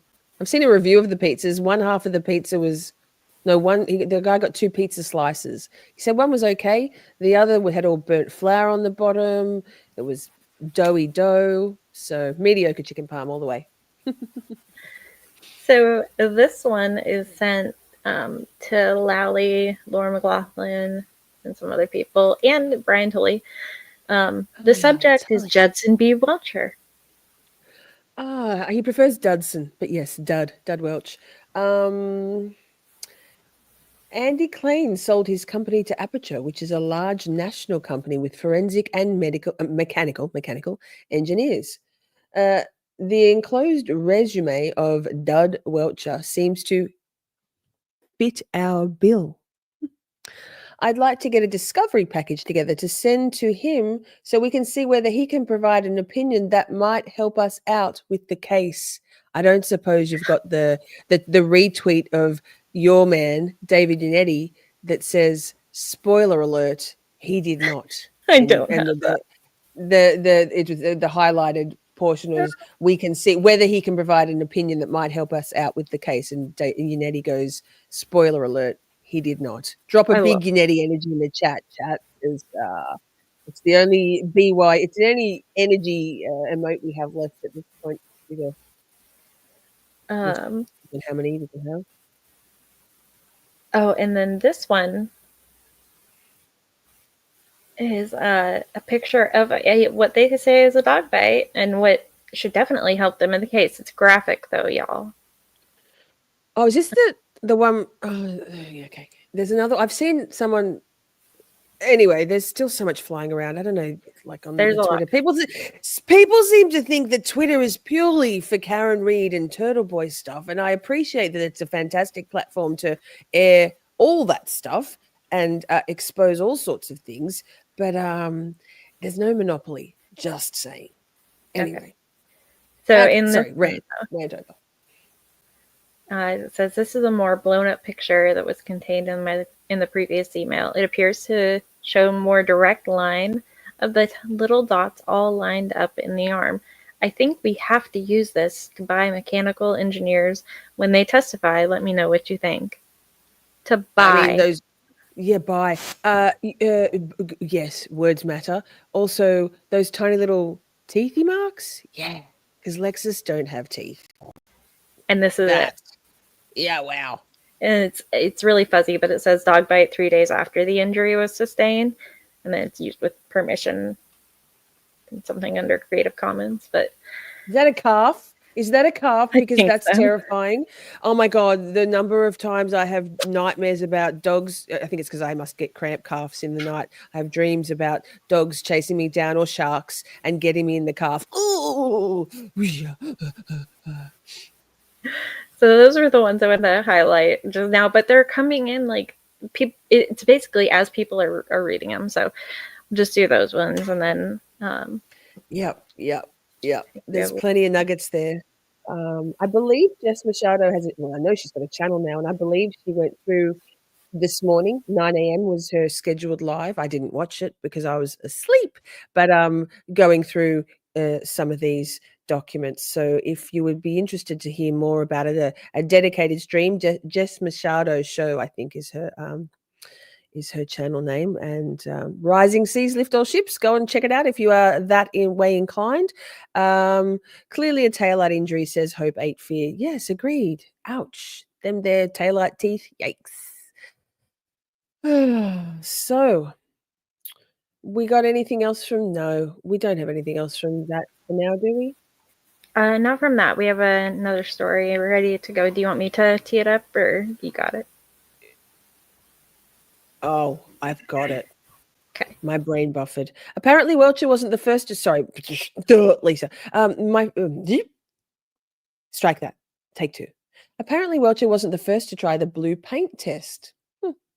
Now out is Trooper Paul's secret report that was written after the first trial, but discarded in favor of working with Aperture at a bargain price. Right? In this report, photos of Bukake, he prefers Bukake, but Bukenik, performing the same blue paint test, just minus the paint. Interesting. Yes, and so it talks, there's information at the top, but I think the most important things are Bukenik, or Bukake, leaning in, holding a glass, leaning into the taillight. I feel like Bukake's bulge would be a good YouTube handle or Twitter. Why do you give people ideas like that? Yeah, because I can't change my handle because it's a brand. Also, I'm a bot. I was thinking about this today. Lol that people say I've got stock accounts. I don't even know how I would make another account on Twitter. Hilarious.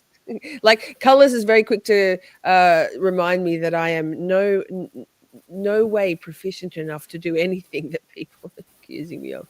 All right. So even I think there's been side by sides. Even the way they photographed this. I mean, we all recall Welcher and his collaged PowerPoint bullshit. The framing of the photos of the exercise is almost identical, like wild.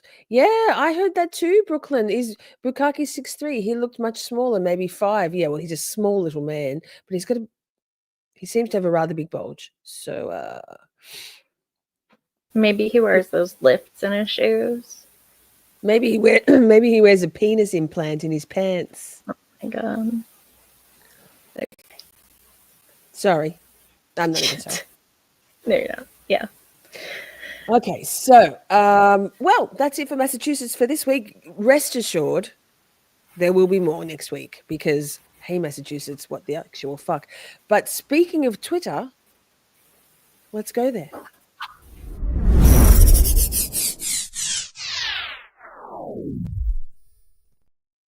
In this segment, we slog through the trash to bring you the treasures. Many of you don't have Twitter, so we've just done all the work to curate some of the best, worst, and funniest tweets this week. Surely I've got I'm on fire at the moment on Twitter. Well, it's not newsworthy. I can't say that these are all necessarily newsworthy. They are some just funny, which is in the title. So you can read it. Someone asks to the air fryer tips and recipes section, is there an air fryer that can handle a family of 8? And then Tom McDonald says, take it easy, Jeffrey Dahmer. And then the Terry Hillis, some sort of boomer Karen says, not funny. This man was sick and mentally unstable. He was a murderer. Murder is not funny. And then Sean Adams goes, first day on the internet? Question mark.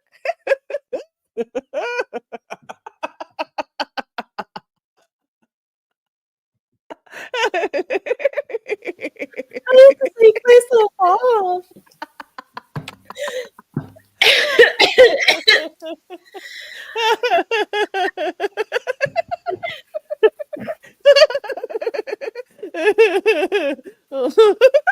So go, breathe.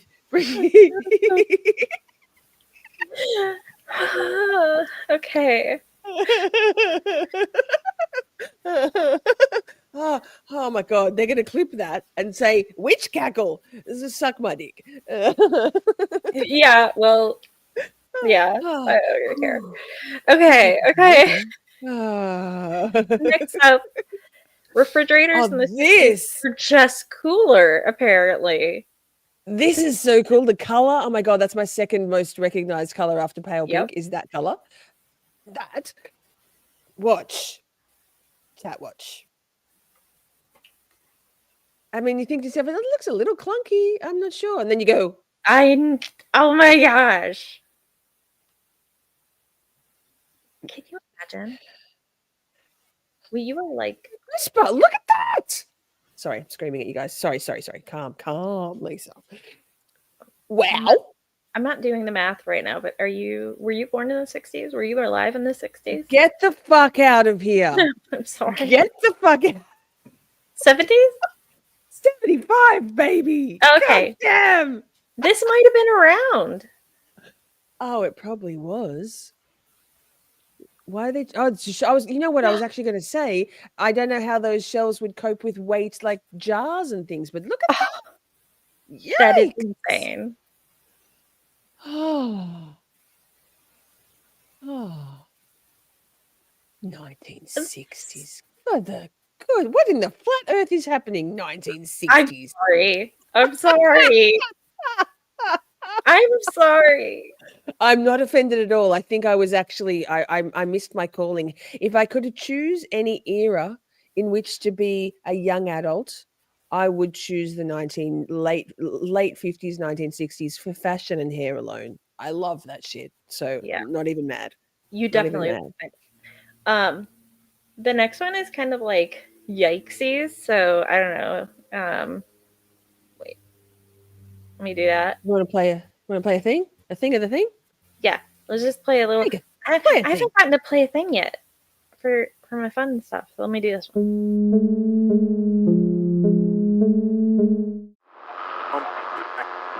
Government officials. Okay, so Timmy was born in the 60s. Yeah, no shade, but I wasn't. There's the shade. Sorry. Okay. Math isn't my strong point either. Thank you. Okay. Don't be scared. Yeah, wow. Oh, okay. Okay, so this is hectic, fascinating, kind of gross, very clever. You're welcome. It's amazing. You already had your trigger warning, so. Yeah. Oh.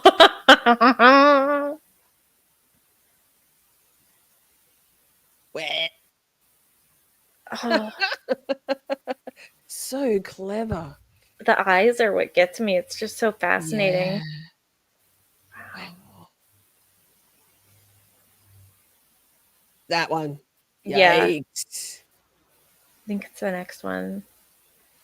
No. Oh, that one's really crazy. Yeah, wow. This one. Those eyes look so real. The next time someone says get a hobby, I'm like, this? Yeah. That's gross, but good. Oh. Okay. Oh, I don't know. I don't know how to feel about that one. Hope ate fear loves her. I'm in awe. I can't even get mate. Just jamming my makeup on. Like imagine if I had to do that makeup for stream. That makeup is spectacular. It really is. All right, what do we got next? The next up, we actually do have a kind of newsy thing, I guess. Nate Eaton reported that a truck slammed into a bridge in Blackfoot, Idaho, and the bridge is now closed. I mean, you would hope so. Can we max screen it? Yes, because it's hard to see. Oopsies. There it goes. And the people behind are very lucky they were far enough behind that the debris didn't do some serious damage. You can die from that shit. Excuse me. Yeah. Wow. So that happened. And then I think Shelly sent this in. And so I just love this so much. Let me see if it has. Yeah. Okay. I'm getting it ready. In this one, we find out that krakens and bears don't mix. And I think we're going to play the audio on this one. I think. Yeah. Let's risk it. And like this is their territory. They're also super used to seeing humans. So I wasn't scared. I knew we were going to be safe. I think bringing a troll into an environment like that does cause a level of just extra awareness to make sure everyone is going to be safe, including our lovely troll Bowie. And the bears saw Bowie, got a little excited, and honestly, I think just wanted to play a little bit and then went on his merry way. Our guides handled it so well, like I mentioned, and so we were really happy that they were with us and keeping us safe. But it was honestly no foul. The bear got his salmon, and we all moved on. Bears are everywhere. Yes, I love it. Why? I don't know. Why the troll?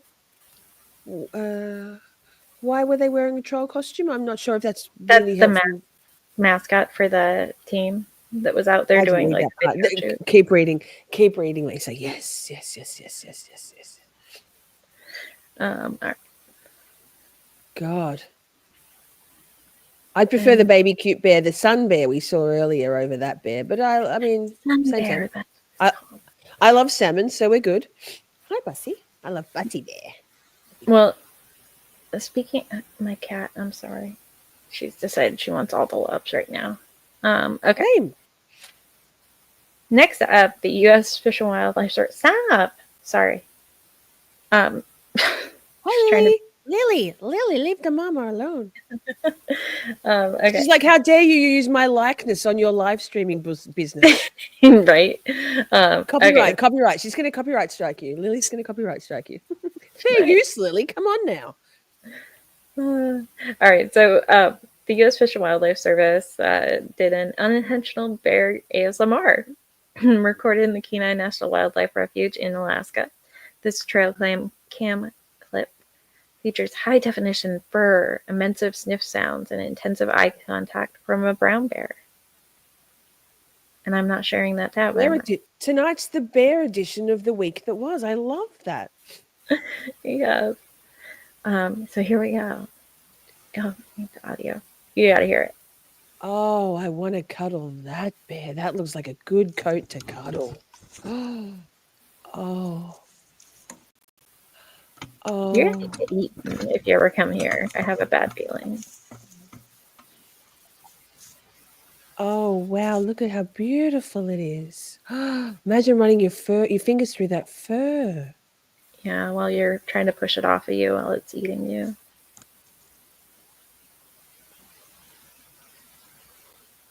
Okay. Yeah, fair. Sorry. I mean, there's a book called Shantaram, which is my all-time favorite book. Surprisingly, not by Stephen King. It's very good. Strongly recommend. It's this thick, very big. That's what she said. But in it, there's a bear in part of the story. It's set in India. It's the best book. Just saying, the audiobook is fantastic too. But they have cuddles with the bear. It's a dancing bear. You know, in India in the 60s when they had pet bears traveling people. Anyway, sidebar. Okay. Well, this guy that we're going to talk about next, or we're going to show from next, is he's pretty awesome, and he's been doing a project. He has a hobby, and we're going to learn about his hobby. Yes, is he making dioramas? Yes. Miniature New York City that I built. Over the past 2 weeks, I'm carving the entire thing by hand. Millions of people have been fascinated by a project that's taken more than 2 decades. It doesn't seem like you want to stop, Joe. I'm not. It's a lifelong project. Joe Mackin here is a truck driver from Queens, and when he moved out to the suburbs, Joe began carving a ginormous wooden model of the New York City metropolitan area. How many panels do you have? 350. Wow. Oh. With more than 350 sections and almost 1 million buildings total, most of his masterpiece is in storage at this point. However, after a suggestion from his daughter, That's so cool. I have downtown Manhattan set up again. Joe has recently been taking pieces out to brandish on his newly created TikTok account. A commenter writes, one of the, if not the most impressive thing I've ever seen on social media. Yes. People are really enjoying it, and I'm like in another He's so world. autistic. Well, the journey here started on Joe's first grade field trip to the Queens Museum, where they house a similar... I just have to say, so like I was obsessed with this miniature like version of the town I grew up in the tiny little town museum that we had, which I don't even think is probably there anymore because like little bitty town for reals. And I would, whenever we went to the museum, the first thing I wanted to look at was this little bitty miniature layout of a town, our town. And it's almost like that's what he's doing. And I love it so much. I love it. Can you tell us his TikTok account so we can follow? I'd love to follow this guy. This is my jam. Yes, he is. Did they not put his TikTok in here? That's messed up. I'll find it. And I'll put it in the description. Lovely. Is that Roosevelt Island? Asks Brooklyn. I'm not sure. This is the one. This is the original diorama, right? The original mini tiny town of New York. Yeah. That inspired this guy. Referred to as the panorama. When Joe saw it, he turned to a classmate. And I said, I'm going to build one of these myself one day. So in 2004, despite working 60 hours a week, this is the Coney Island beach right here. Joe began tinkering with balsa wood nightly, carving it with a precision knife and then gluing his skyscrapers to styrofoam. And I wound up being here for 3 hours. Sometimes falling asleep at the table. Now, with his sudden newfound fame... Hyperfocus unite. Hyperfocus unite. I love it. Balsa Styrofoam 300, I think. I'm going to look it up, but I think I see it at very tiny at the bottom. Online. That's Queens. That's Breezy Point, Queens. Joe says he actually wants to start traveling around with the panels to show his creation to folks in person. Can't imagine what they're going to say when they Yes. see it live. You know, They're gonna go, see it. I dude, can't wait to see the life's faces on it. I mean, that's work. all I'm going to do is look at these people's faces. Well, next So up, Joe says sweet. he's going to add parts of Connecticut, Long Island, and New Jersey, specifically out to the Meadowlands where his New York Jets play. Ew. Sorry. I That was- love him. I You did don't find like the Jets? No, I don't like the Jets. Okay. Me either. Okay, I just got his link and I'm gonna put, oh god. Can I just put it in the chat right here? Yeah, go for it. Sorry, it's gonna come from you. Oh, look at me. I'm so good. I even know the link. Boom. Okay, we have a couple more for Twitter time. Twitter time. Twitter time. And this one requires sound. Thank you, Simi, for sending this, I think. Thank you. I know it was Simi. I think thank you.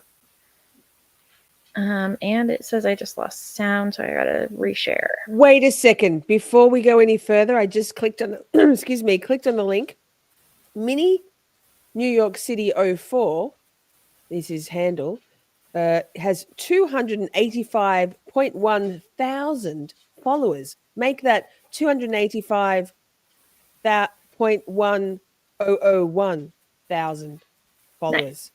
Yes, I'm glad people embrace his amazingness. Okay, sorry. Thank you for sharing that link. Yeah. Okay. So this one is the one that Simi sent, and I'm not sure how I feel about it, but it's good. Okay.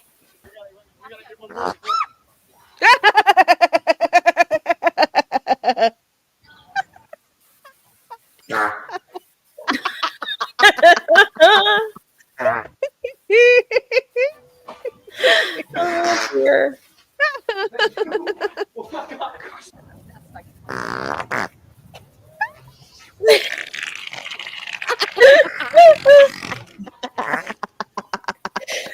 Ooh. Oh, pearl clutching.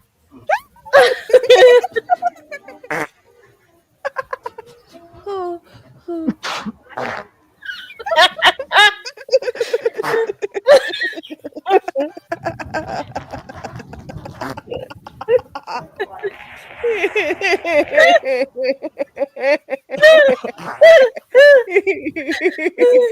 Not today, Satan.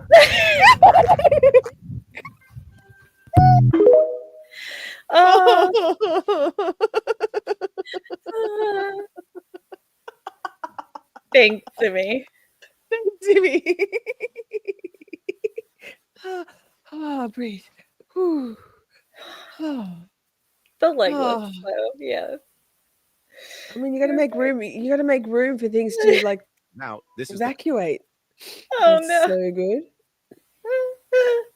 Lainey says this dude is ripping off Jack Vale, who's been doing this for eons and has had his ass kicked several times. Yeah, man, don't be crop dusting people with noisy stench farts. Are you serious? Some people take things too seriously. Just step away from the stench. Poo molecules. Ooh, does he use how does he make the sound? Are they actual farts? Oh, they can't be. They Simi has to can't tell us. be. It's That- fake farts. Okay. There's got to be like a machine, or like one of those little, little handheld machines that. Like a whoopee cushion thing. Yeah, like a fart machine. Like the goat scream, but Yes. the farts. Exactly. She said not getting it. There you go. Exactly. It's called a pooter, and I own one. We need Shorty Pooter. I think we need it on the merch store. Surely. Don't call me Shirley. Oh, that's so funny. A Pooter. Whew. Okay. Lady, I love that. So before Lainey, we you found your people. Sorry to interrupt. Lainey, you found your people. No, Yes. it's a farter. a farter or a pooter, either way, it makes terrible noises. Oh. Lainey, what else is it used for? If it's a small black plastic cylinder, sorry. Fits in your hand. Sorry. Mhm. Okay, moving on. Okay. I can't. So before we go into the next segment, which the next segment is always a little more intense, we're gonna watch a couple of videos that are a little more. Okay.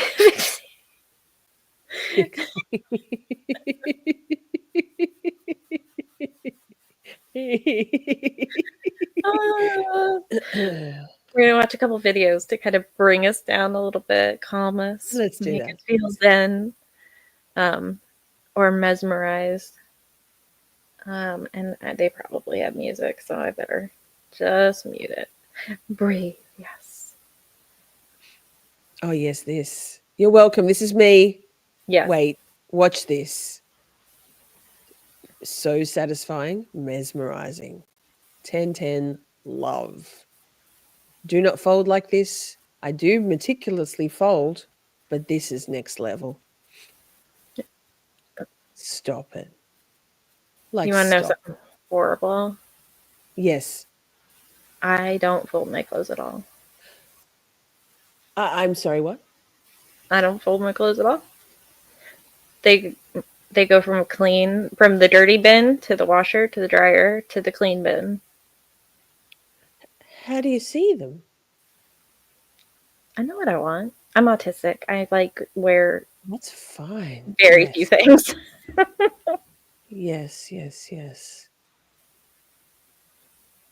This is for people with all the time in the world to really take their time and care with things. I don't use pegs anymore because I don't use the dryer for clothes, but I've given up pegs, which is a huge step in my obsessive compulsive need to do laundry a certain way. Look at this. OCD, right. I mean, it's meticulous. That's what I asked Akasha. How do you find things? She's a small selection of things and she doesn't need. I like things color-coded. My autistic goes, excuse me, my autistic needs things in categories. Color-coded in order. Like my shirts hang in a rainbow color from dark blacks, grays, all the way through long sleeve blouse, hoodies, or and blouses, then long sleeve t-shirts, short sleeve t-shirts, shorter sleeve t-shirts, singlet tops in a color range.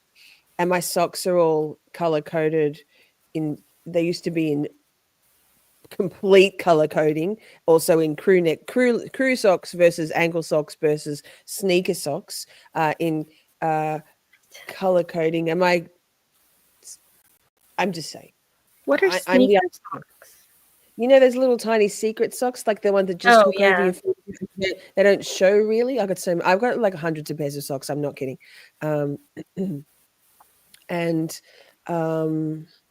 My ability to maintain my categorization in life has gone out the window. My systems that were in place when I was unemployed and a crackhead were meticulous. They were managed, organized, obsessed over cracktivities. But these days, I'm like, this is the bare minimum, but there still needs to be a place for everything, and everything has its place. I'm impressed. Yeah, I go from a bin and then I just search it bin. It's not even just my bin, it's everybody's bin. It's my whole family. We're all like this. So. Well, exactly. That makes sense. I don't know anybody like me, like in a perfect world, the way I would do things. It's like, it's unsustainable. I mean, I didn't have a job for 3 years and I managed to curate this perfection, this system perfection. Things have gone by the wayside. Well, let's watch one more kind of cool down video before we get into what the fuck news. And there we go. There's another one. People who can tie knots really need to calm the fuck down and stop showing off. That's my opinion. Let's watch this. Then why would you send this if you? Because I really am in awe of it, and I'm like, this is just sorcery to me. Come on now. I get viscerally angry when anyone changes my flagging from being just a basic all one thing loop knot into a slip knot. Don't fuck with my knots. I like a basic knot, but this is impressive. It's only because I can't do it. I can't remember it. My brain doesn't remember knots. I love it.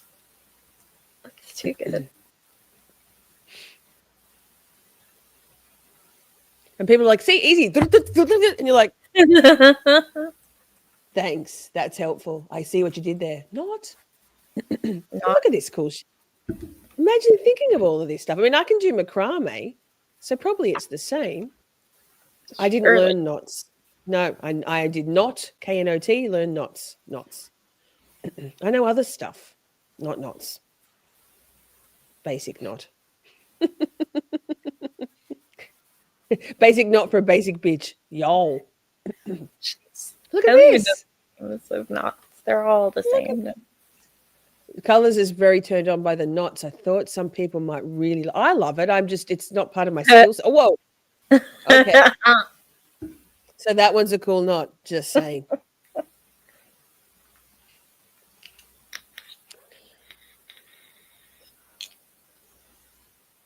That's cool. That is cool. Okay. Yes. Not going to learn them. K-N-O-T going to learn them, but I love watching people do it. Like sorcery. Okay.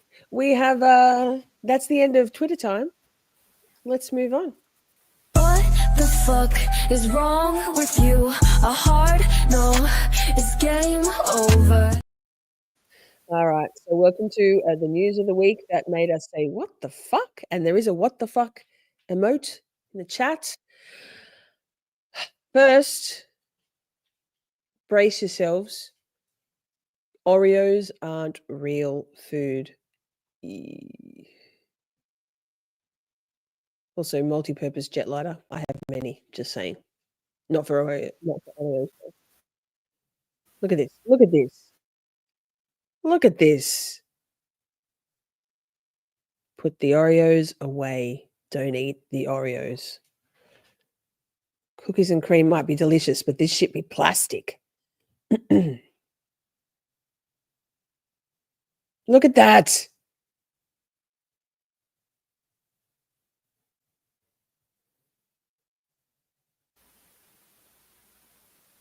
No, it's fine. Nothing to see here. Natural. All natural. All natural. You are what you eat. It's like turning color to the. But it's still maintaining its structure. Everything about it is not changing. I know, it's so bizarre. It's because it's not food.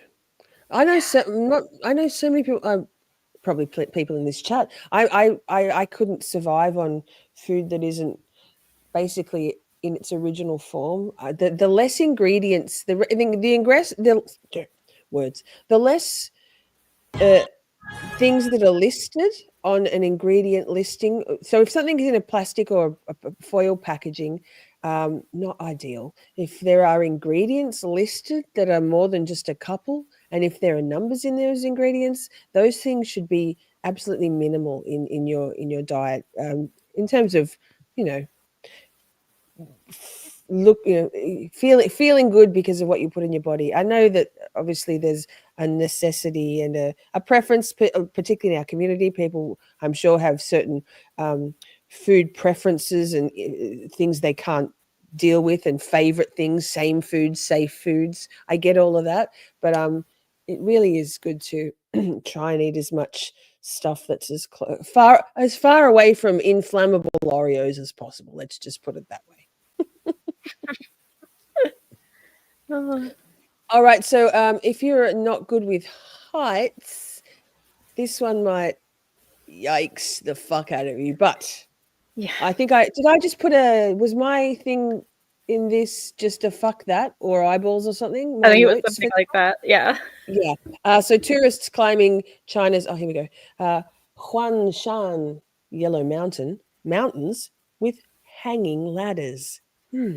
So I was like, this has to be fake, right? Like it has to be.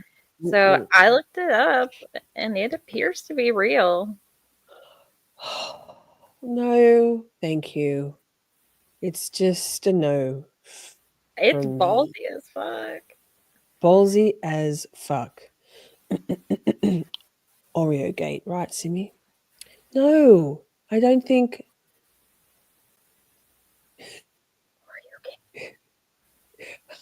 What part of this makes you go, yeah, I'd love to do that? I think I'm going to do that. God. There was another thing. Hell no, says Hope ate fear. Hope, even Hope with Oreos can't eat the fear of that bullshit. No, Yeah, hard no. kidding. There was another thing, and I don't think I said it to you. Maybe I did. Perhaps we're I getting think to it. you might have. Is it the bridge? Is it the? Yep. Yes. Okay. Yep. Fuck. Read. Keep reading. Keep reading, Lisa. Okay. So 5 people have died and 24 others, well, fuck, sensible, have been injured after the cable of a suspension bridge snapped in China. Worst nightmare. One of. According to reports, the incident took place in China's northwestern region of Xinjiang. Yes, aced it. On Wednesday, August 6th. Not making light of the situation. Video footage of the incident shows the bridge tilting and people below. I'm going to vomit. Do you want to do a trigger warning? Yeah, let's. Okay, let's do this one. Fuck.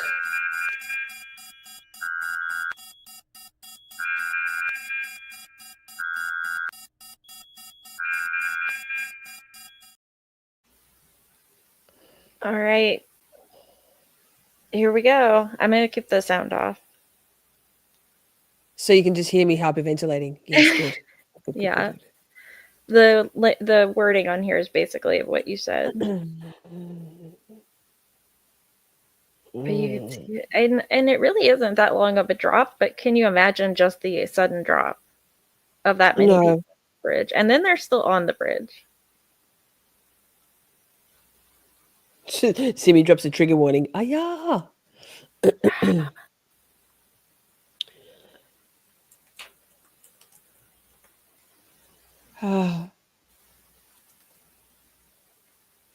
Oh, my heart rate, sweaty palms, mom spaghetti.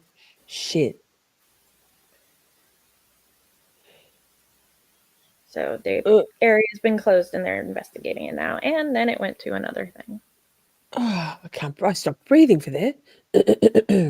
Well, then it's a good time to do a little bit of the brain bubble. Let's inflate ourselves. Yes. Okay. This is out of context. Yeah. Hi, someone. Oh, this. Look at these dogs. Look at the bubble. Look at the dogs, they're so happy. They're being so well behaved. They're like, we're not going to get our coats wet. Wet dog is gross. They're smiling. They're all orderly. No. All right. Look at the doggos. I love dogs. Dogs are awesome. The next thing is not. So read it. Then no. It's all just no. That's all I can say. That is all I can say about this one. Just no, all the no's, not okay. Nobody should ever look at this again. But we're going to look at it. So everybody hold tight. Ready? Whew. Oh, no, I remember. Just no. Just all the warnings. Don't. Oh.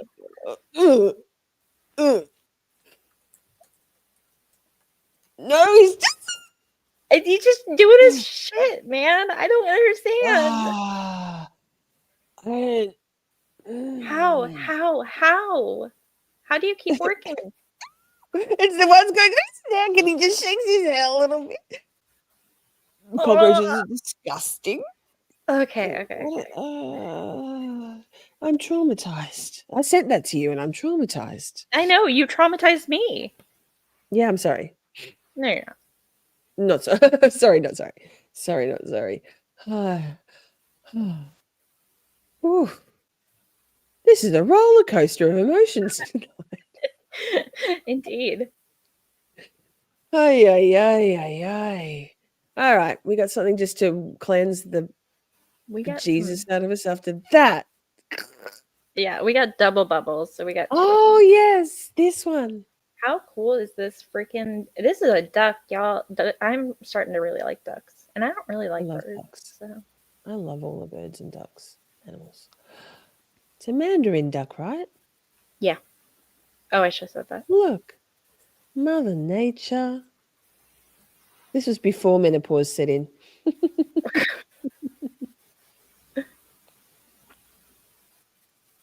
So beautiful. Yeah, So it's beautiful. just stunning. And then we have this baby. Oh, I wish Steph was here. Steph watching. I picked this one for her. Well, I'll send it to her anyway. She thinks kiwi food are like a again crime against humanity. What? I'm kind of with her. He's so bad.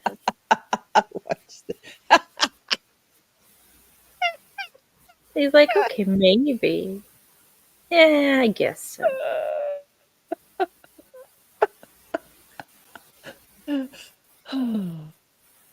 Oh no.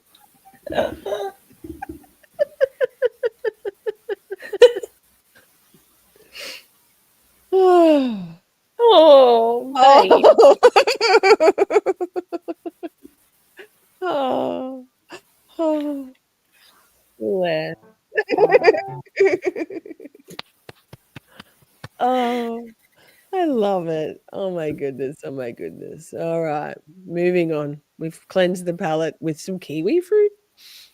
So the $1 Million Highway, also known as US Route 550, is a scenic and treacherous mountain road that runs through the heart of the San Juan Mountains in southwestern Colorado. The highway is a popular destination for adventure seekers, road trippers, and outdoor enthusiasts alike. However, the road's narrow lanes, hairpin turns, and steep cliffs have also earned a reputation as one of the most dangerous roads in America. Oh, on Tuesday, a car rolled 320 feet down the mountainside, leaving 2 people dead, injured. Oh, did it stop? Okay, sorry. It's yeah, 2 people. A literal cliffhanger. Cliffhanger, leaving 2 people dead and 1 surviving. And this was a stark reminder of the reputation of the road. Brace yourselves. 2 people died and a girl was rescued after a car went off the side of a mountain in western Colorado this morning. That's according to State Patrol. It happened around 8 this morning at Red Mountain Pass near Ouray. Troopers say the car tumbled more than 300 feet down the mountainside and came to a rest upside down in a river. First responders found 2 adults dead at the scene. It took several hours to free the girl trapped in the car. She was taken to the hospital. Right now, there's no word on her condition. The specific cause of that crash is under investigation.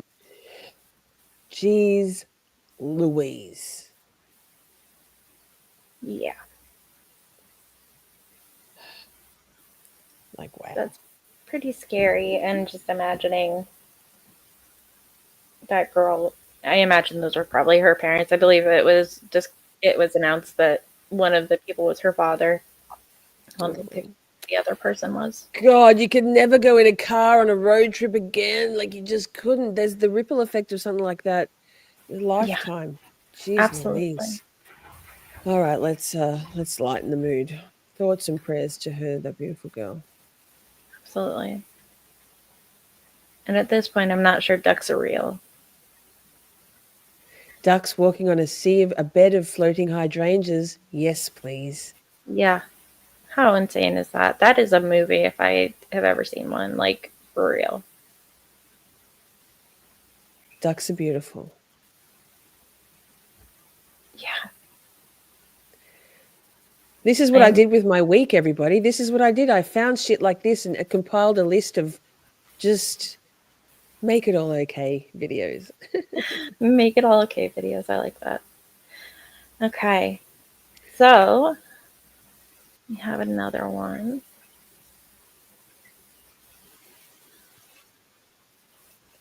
You want to tee up the next one or you can do that? Wait, yes. Okay. Okay. I don't know if this also I don't know. needs I a don't know. warning. I mean, maybe this is from Steph. A new species of stick insects. Let the preamble set the tone. Has been found in the tropical rainforest in far north Queensland. Giant stick insect. I love stick insects. I love all animals except rats. Ugh. And cockroaches. Ugh. So Professor Angus Emmett from James Cook University searched for a stick insect after receiving a photograph of possible unknown species. So we're going to watch a little video about that. Look away if you're freaked out by mega insects. A new species of giant stick insect has been discovered in a tropical rainforest in far north Queensland. Weighing about the same as a golf ball, it's believed to be the heaviest insect in Australia. Professor Angus Emmett from James Cook Uni found the insect about 20 minutes from his home earlier this year, and he joins us now from Lake Eacham on the beautiful Atherton Tablelands in far north Queensland. Angus, g'day. So tell us what it was like for you when you first came across this mammoth specimen. Hi, Joe. Yeah, it was pretty neat. A friend of mine, the senior author on the paper that we published in Taxa recently, the two of us keep a close eye on photos of insects around on social media, and we get contacted. And Ross, the senior author, Ross Copeland, he received a photo of one from up in this part of the world where I now live. He lives down in Brisbane. And we thought it was new. So we started searching, and it took us a fair while to find it. We ended up finding two, but completely new stick insect, new to science, hasn't been described. So we decided to describe it, and it's a pretty neat insect. It's a very big fella, or a big girl, I should say. Yeah, this is the clincher. These shots of you, presumably that's you or your mate, holding this thing. It's massive. They're big. So they're a browny colour with the black coloured wings, but down on the side of the body, when they flare the wings out, there's a beautiful green colour along the sides of the abdomen as well. So they're a neat animal. Yeah. And so how high was it up in the canopy? Well, I think one of the reasons these are hadn't been described and so poorly known, number one, people wouldn't recognise that they're a new one, but they live up in the high altitude rainforests of the Atherton Tablelands. So they live 900, 1,000 metres above sea level and higher. And they live up in a canopy. So the canopy is anywhere from 20 to 50 metres up. And the only time you actually get to see these animals is if you get a cyclone or a storm that knocks them down to the ground, or a bird attacking them and knocks them down to the ground. Otherwise, they're up and out of sight, like many of the insects in the rainforest. And so you're pretty sure it's Australia's heaviest insect? Well, from the research that we've done so far, we can't find anything heavier. The big rhinoceros cockroach that you get up in this part of the world, in the slightly drier country up here, was considered the heaviest. And it's in the 30-gram range. And we've weighed, a friend of ours weighed one of these that was 44 grams. Wow. Almost an ounce. And so over an ounce. Probably the heaviest. Is it definitely the biggest? There is another stick insect up here, Tenomorpha gargantua, and it grows pretty big. There's some of the scientific names, so some of them are unpronounceable. I moved up here from out in the Western Queensland Channel Country, and the rainforest plants, I just can't get my tongue around some of them. Hope 8 Fear says, what is that on the wall? It looked like one of those giganto cockroach things. I don't know. Laura says, one of my phobias is grasshoppers. I don't mind stick insects or praying mantis if they don't jump or fly. Akasha's also asking, what the fuck is on the wall? Akasha says, I'm sorry, Lisa, this is why I can't go to Australia. One of the thousands of reasons. I spent a good few sentences trying to de-escalate Ms. What the fuck situation about Australia. I swear to God, the biggest thing I've ever seen insect-wise is... and I've been camping, and I've been lived all around Australia, visited all around Australia, been into the outback. I've been to Alice Springs. I've been everywhere, not everywhere, but a lot of places. We can have some pretty big huntsman spiders, like maybe like the ones I like, maybe like the size of my palm with its girth, its spread. Oh. But it's tropes. Like no one had ever seen that stick insect before. Far north Queensland is the very tip God, of We're really going there tonight. I know. I don't know whether to stop you or just like sit here in silence. Kangaroo Joey. Thanks, Laura. Okay, we have Oh. one more brain bubble before we go on to the next horror. Which Sea horror puppies. is to me. Yeah, the next one's awful. Okay. Look at it. The sea puppy getting scrunches. Look at their little faces. Look at their faces. Oh, boop. Oh. Just wants a hug. Oh, fair. Oh. Oh. Belly rubs. Oh. How sweet is that? How sweet. Little baby. Another poop. Hugs and kisses. Oh. That's pretty cool. Yeah. So peaceful. It Oh.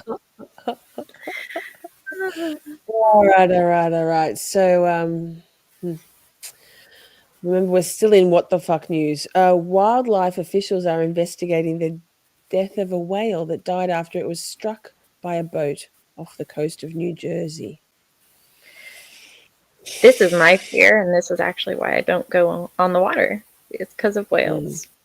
Oh, whales. I just don't like the idea of water. It's too far from land. Stay here. Oh my God, they're going over. First tonight at 10, a scene off the coast of the Jersey Shore is making national headlines when a whale died in a collision with a boat that threw a passenger overboard.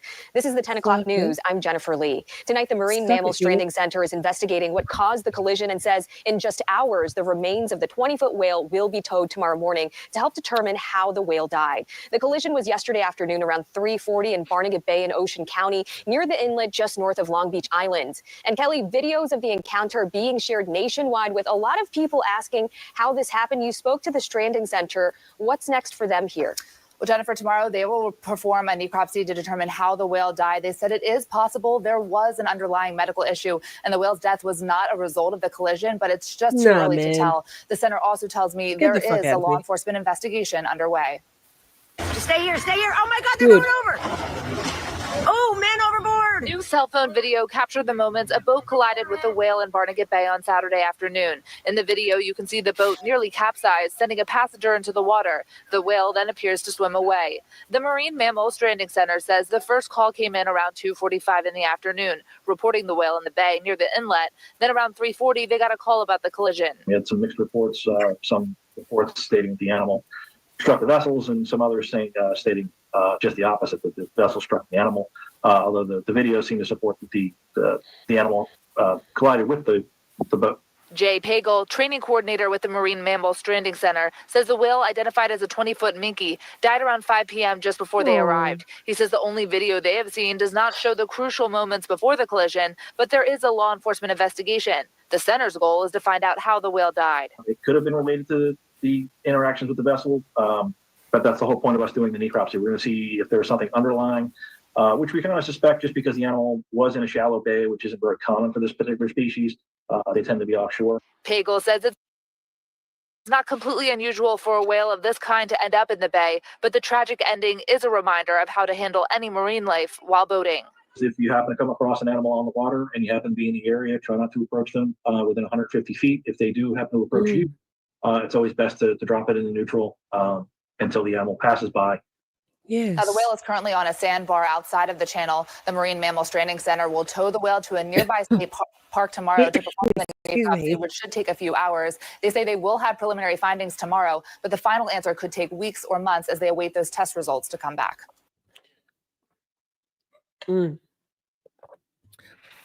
Okay. So that's just terrifying and horrible and everything.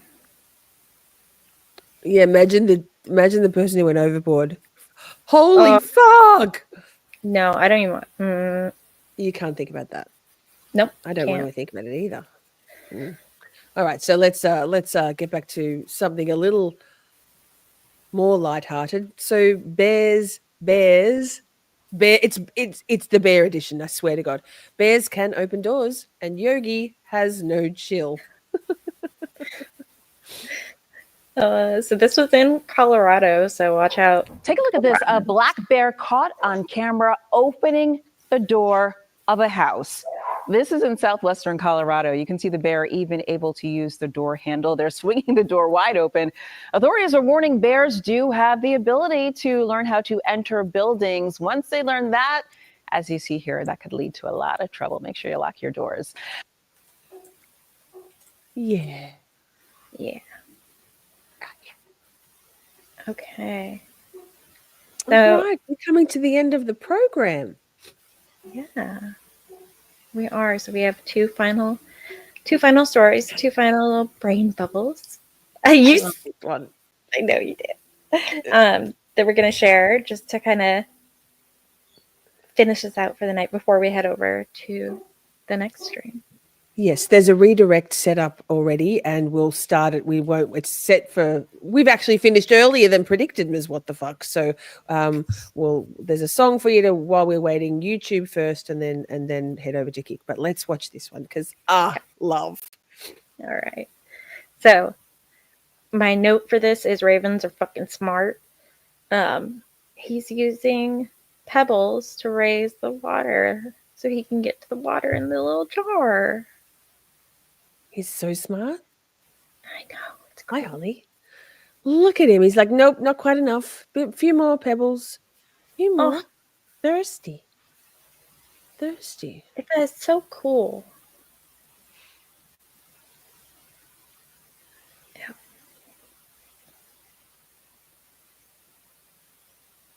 And then as he drinks it and it drops down a little bit, he adds more. Oh. So smart.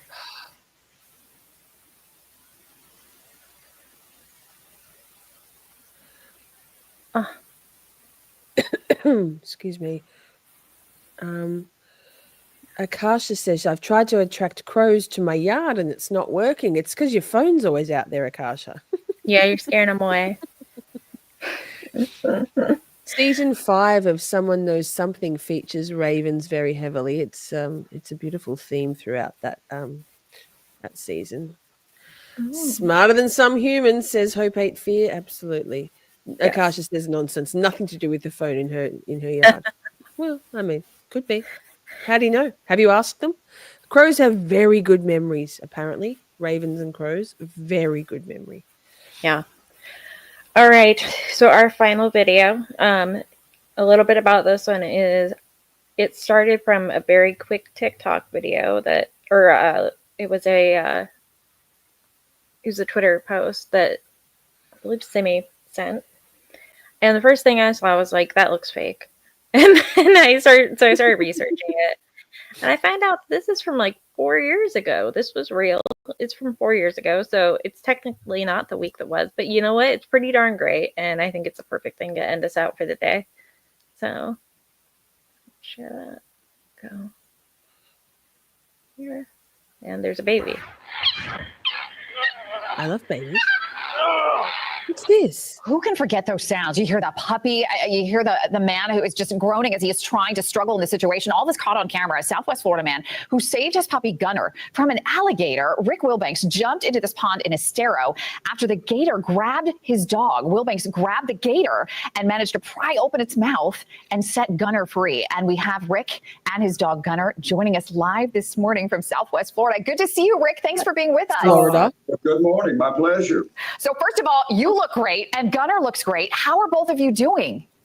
We're both doing fine. Gunner's completely recovered and he's just running around and doing what puppies do. So Rick, take me back to what happened in that moment. You're outside walking your dog just like people do. He wasn't on a leash at the time. Is that right?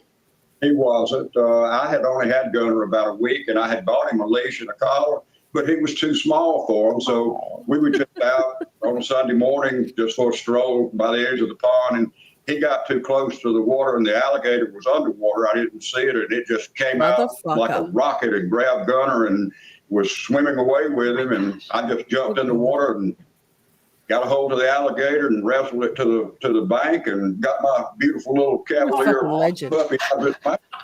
Oh, he is the cutest little thing. Okay, so Rick, a lot of people will say when they get into a situation like that, where something like this happens, they don't know if they're going to be a fight or flight type person. What made you just jump into that water and wrestle that gator? It was just a reaction. And, you know, I was already, even though I had only had Gunner a short time, I mean, you just look at his face, those eyes and ears, I was just already in love with him, so attached to him that, you know, I just reacted and just went in after him. Rick, this is one of those stories that if there had not been a camera there recording what happened and catching the audio too, because I think the audio is really what grabs people. Tell me a little bit about that camera and why it was there. Yes. Well, we partner with the Florida Wildlife Federation here because we live in a preserve area and we have a tremendous amount of wildlife. And so they're filming the wildlife that are coming through our area. And, you know, we have bears and deer and turkeys and panthers and bobcats and, you know, all kinds of small animals and, you know, all kind of native Florida birds. And so, you know, they're doing those films to track the wildlife and show that people and wildlife can cohabit together. Rick, what do you think of your now hero status and the fact that I can't tell you how many people have commented that you were able to keep that cigar in your mouth the whole time? Jamie's over here, our meteorologist is clapping. I can't believe he was able to keep that cigar in his mouth. He didn't drop a cigar. So not only were people marveling at your heroics, but your cigar. Well, I guess I had clamped down on that cigar just like that alligator had clamped down on Gunner. So I didn't even realize that until, you know, I saw the film and other people commented about it. I hadn't noticed it. I understand that cigar did not survive. No, it didn't. I wish I probably retrieved it somewhere on the bank at a later time and kept it as a souvenir, but no, it didn't survive. Well, Rick, I think your celebrity status has just begun, and we are just overjoyed that we got a chance to talk to you this morning. Congratulations on your heroics and saving Gunner, and it's just an amazing story that people wouldn't believe unless they saw that video. That's so true, and thank you so much for having me. Oh, I love that. Right? Isn't he just the best? Precious. I don't know if they said, but he was 74 years old at the time. I was like, wow, what a legend. Sick cunt, I was going to say, but then I wouldn't say that. So I did. I just did. Wow. That's so cool. And don't fuck with Gunner. Don't fuck with Mr. Cigar. What was his name? The hero. Oh, you know, I just remember the dog. That's all I remember. Gunner. Akasha says, I saved a manatee once. I did think it was a shark at the time. What? What are you doing, Akasha? Richard Wilbanks is his name. Richard and Gunner. Wilbanks on the banks of the river. Yeah. I love it. I love it. Well, thank you so much, Ms. What the Fuck. That was fantastic. All right. Bye. Bye. Everybody say thank you to Ms. What the Fuck for turning my somewhat organized list, drawing from all your suggestions and curating that. What in the world, the week that was. Hey, so thank you so much. We all only remember the dog. Correct. Hi, chat. Good night, Miss What the Fuck. Well, we're going to watch Wicked next with Ariana Grande. I'm so excited. And Jesus Christ Superstar? Whatever her name is, Cynthia, something. So excited, haven't watched it. So yet we're going to watch it together. Yes. And what else? So next weekend, last day of testimony for Maxwell Anderson trial, and the verdict. We'll do it all in one. So that's Friday night. Next Saturday night, the week that was, last one for a couple of weeks. Few weeks until we get through Donna Adelson's trial. That's exciting. We'll be doing both nights of Camp Shorty as Donna Adelson recaps for a couple of weeks. Go in there and they're already scheduled. The first weekend is scheduled. So if you want to go in, and I'd love you to go in and hit the like and hit that notification bell. Lol, YouTube shit. And then I have an idea for another trial. It's only a short one. Miss Shorty, look in private chat. Okay. Raffle, draw. Good point. Yo. Pause. Okay, thank you so much. Let me see.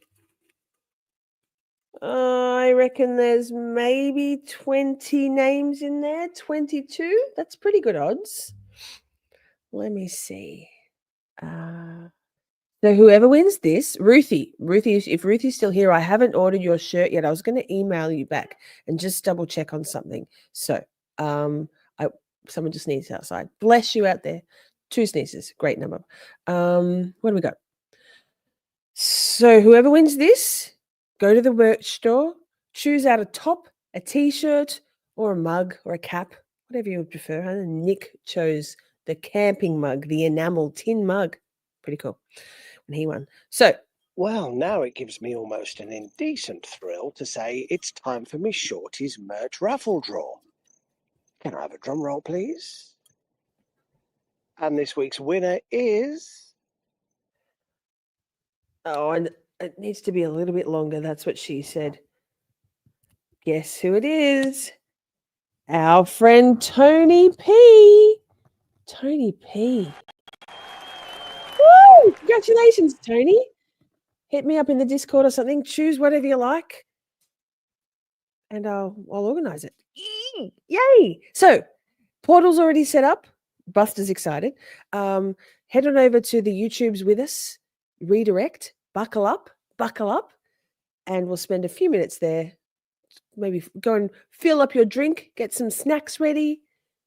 I don't know, roll a doob. Pack a bong. Whatever.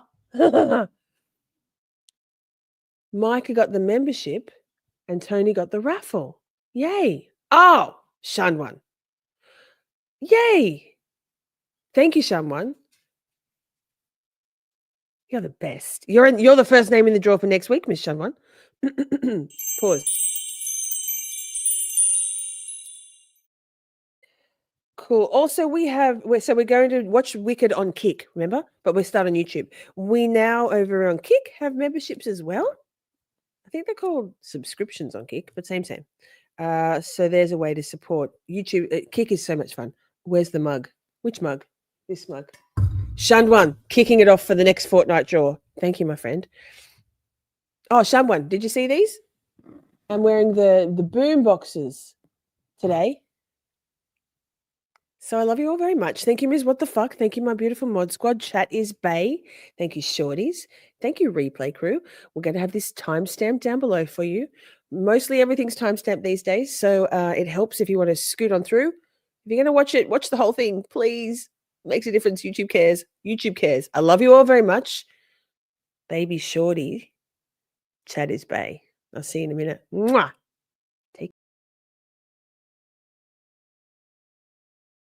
I love you all so very much. We had a blast just chatting and stuff. Things may have gone a bit off the rails. Professional when all else fails. 'Cause chat is babe, so much to say. Emotes and all the caps out. May have been cheese, bit faster please. The time has come, Camp Shorty out. We're skating through all the tough things, learning about this and that, defense motions, prosecution, and narcissistic twats. 'Cause chat is babe, so much to say. Emotes and all the all caps out. May have been cheese, bit faster please. The time has come, Camp Shorty out.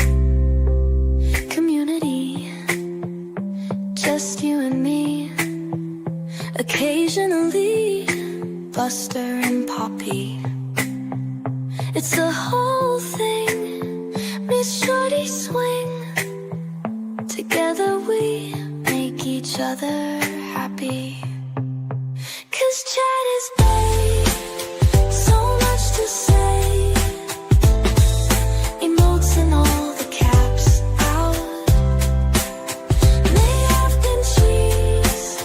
Bit faster, please. The time has come, Camp Shorty out. I love you all.